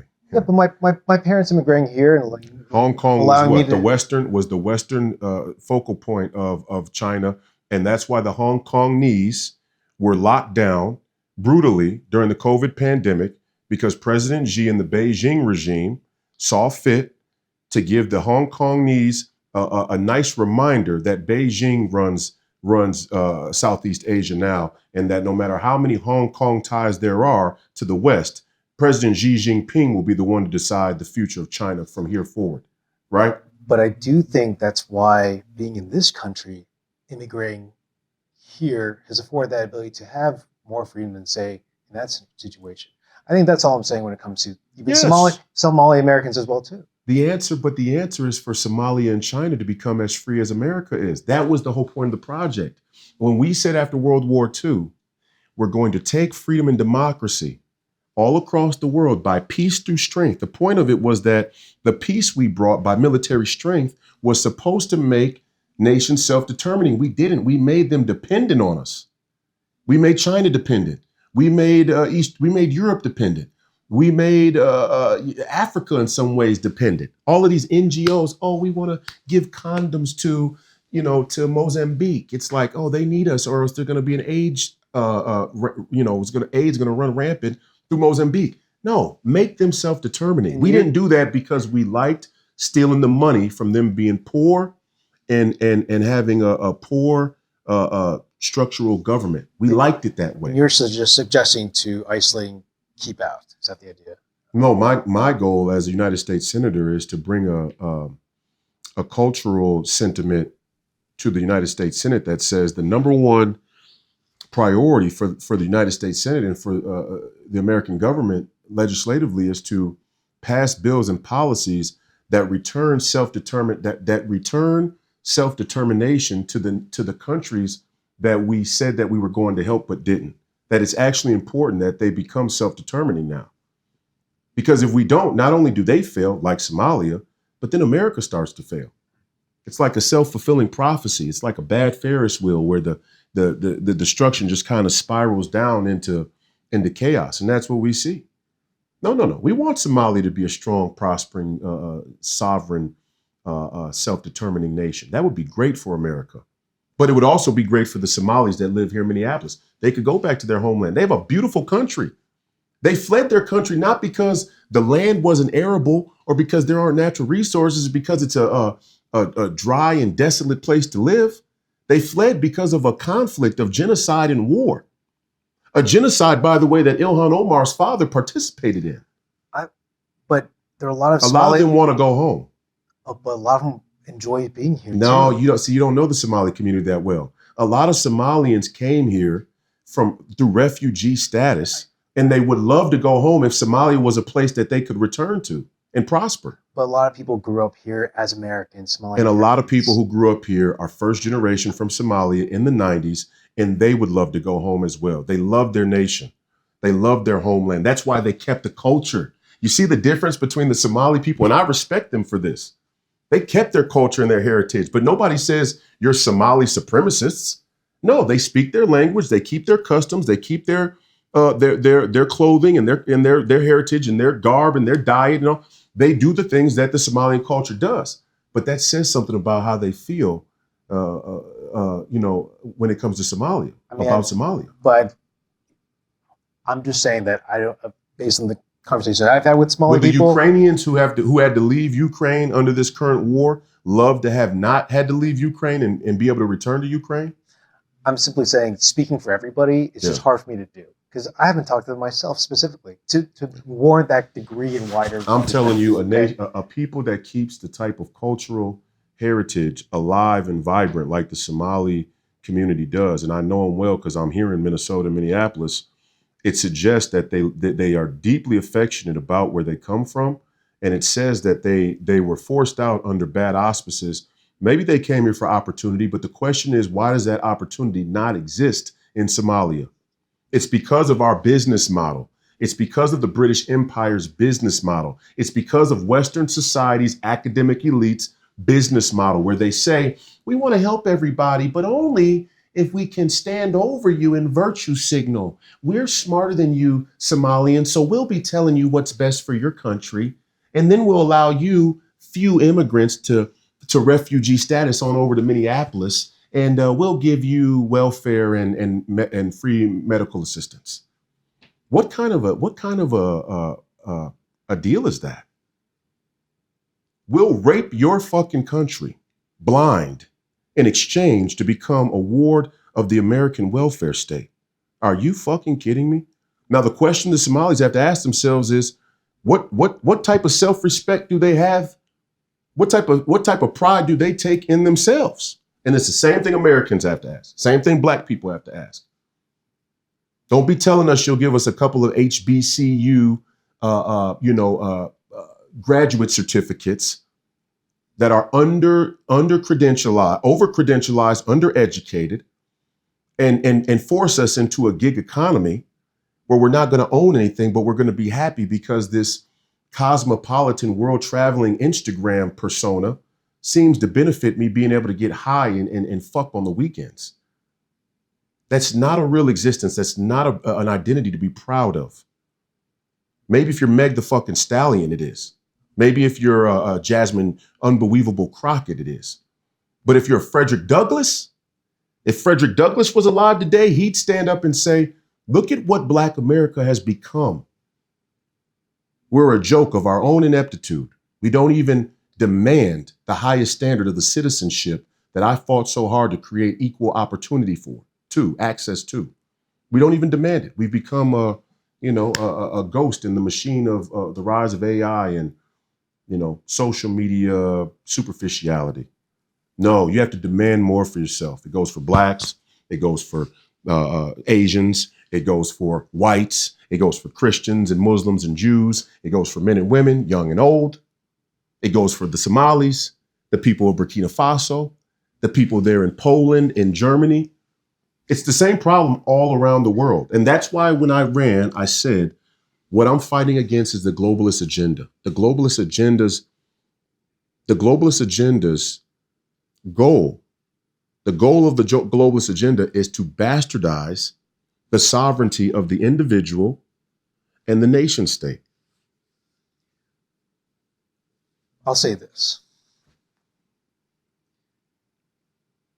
I'm of the mind that it's hard for me to speak for anybody really. Straight up, like in terms of culture, backgrounds, identities. Yeah. Partly the reason why this project came into fruition in the first place. I want to talk to people up close, firsthand, and see where their nuances, where their beliefs, identities, and perspectives come to bear, and how that matriculates into a vote or their actions in the society. So for me, I think it's a constant exploration to figure out who we are and who each other are in this country at this time. Yeah, that's fair to say. And, so as much as you're assuming the perspectives of multiple people, I think for myself, I try my best to explore and connect and ask the questions to figure out that over time. Yeah, well, that's why I'm running for U.S. Senate and you're doing reporting, because I have to have a little bit more surety about what people's intentions are. But I don't just say it as a conjecture or my own individual theory. I'm going off of what they say and, more importantly, what they do. When I say the globalist agenda, again, George Soros is one of the biggest funders of the Democrat Party, and he openly promotes a borderless society. What would a world be without borders? Now, I'll leave people with this. Even borders is an interesting one. There's a profound meaning in borders. So people look at borders as these arbitrary lines that powerful people draw to divvy up natural resources and land. Borders have a much deeper spiritual meaning than that. Borders place a limit on man's unfettered ambition to be emperor, ruler of all, and in the highest at the highest level, God. That's what borders do. Borders say you can't be king of everybody and everywhere. So why would we have a borderless society? Who would be in charge of a borderless society? See, the communists never asked themselves that. The communists never say, well, who's actually in charge of a communist society? It's like people who say, oh, well, you think that the Chinese billionaires are really communists? No, they're capitalists hiding as communists. No, they're communists who are raping the people of a bigger lion's share of the treasure of the take. Their communist philosophy is that government should be the highest authority in society. That's where their communism shows.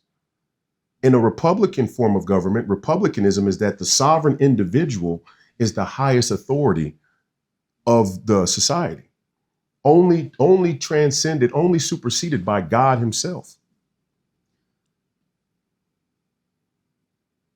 We've gone on for a bit of time. Yeah. Let me just ask one last question. Yes. Just what do you hope for your coming election? What do you hope for the next couple months?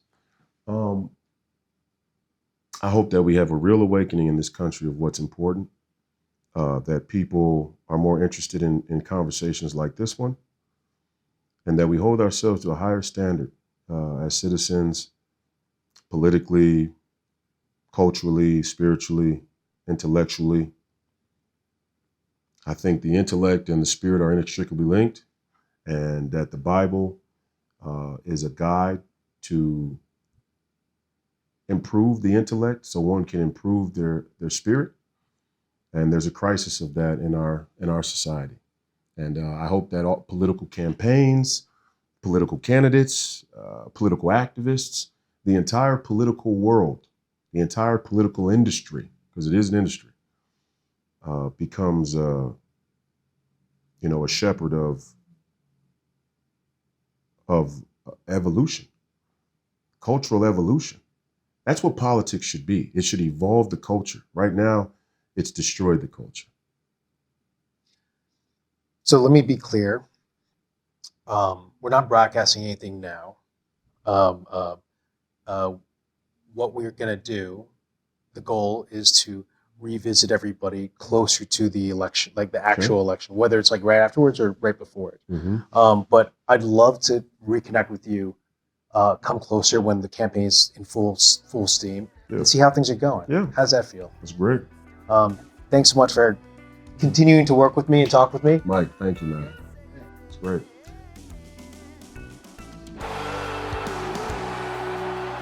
Everything's up on the bar.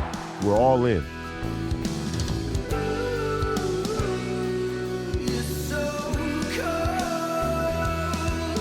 We get to decide.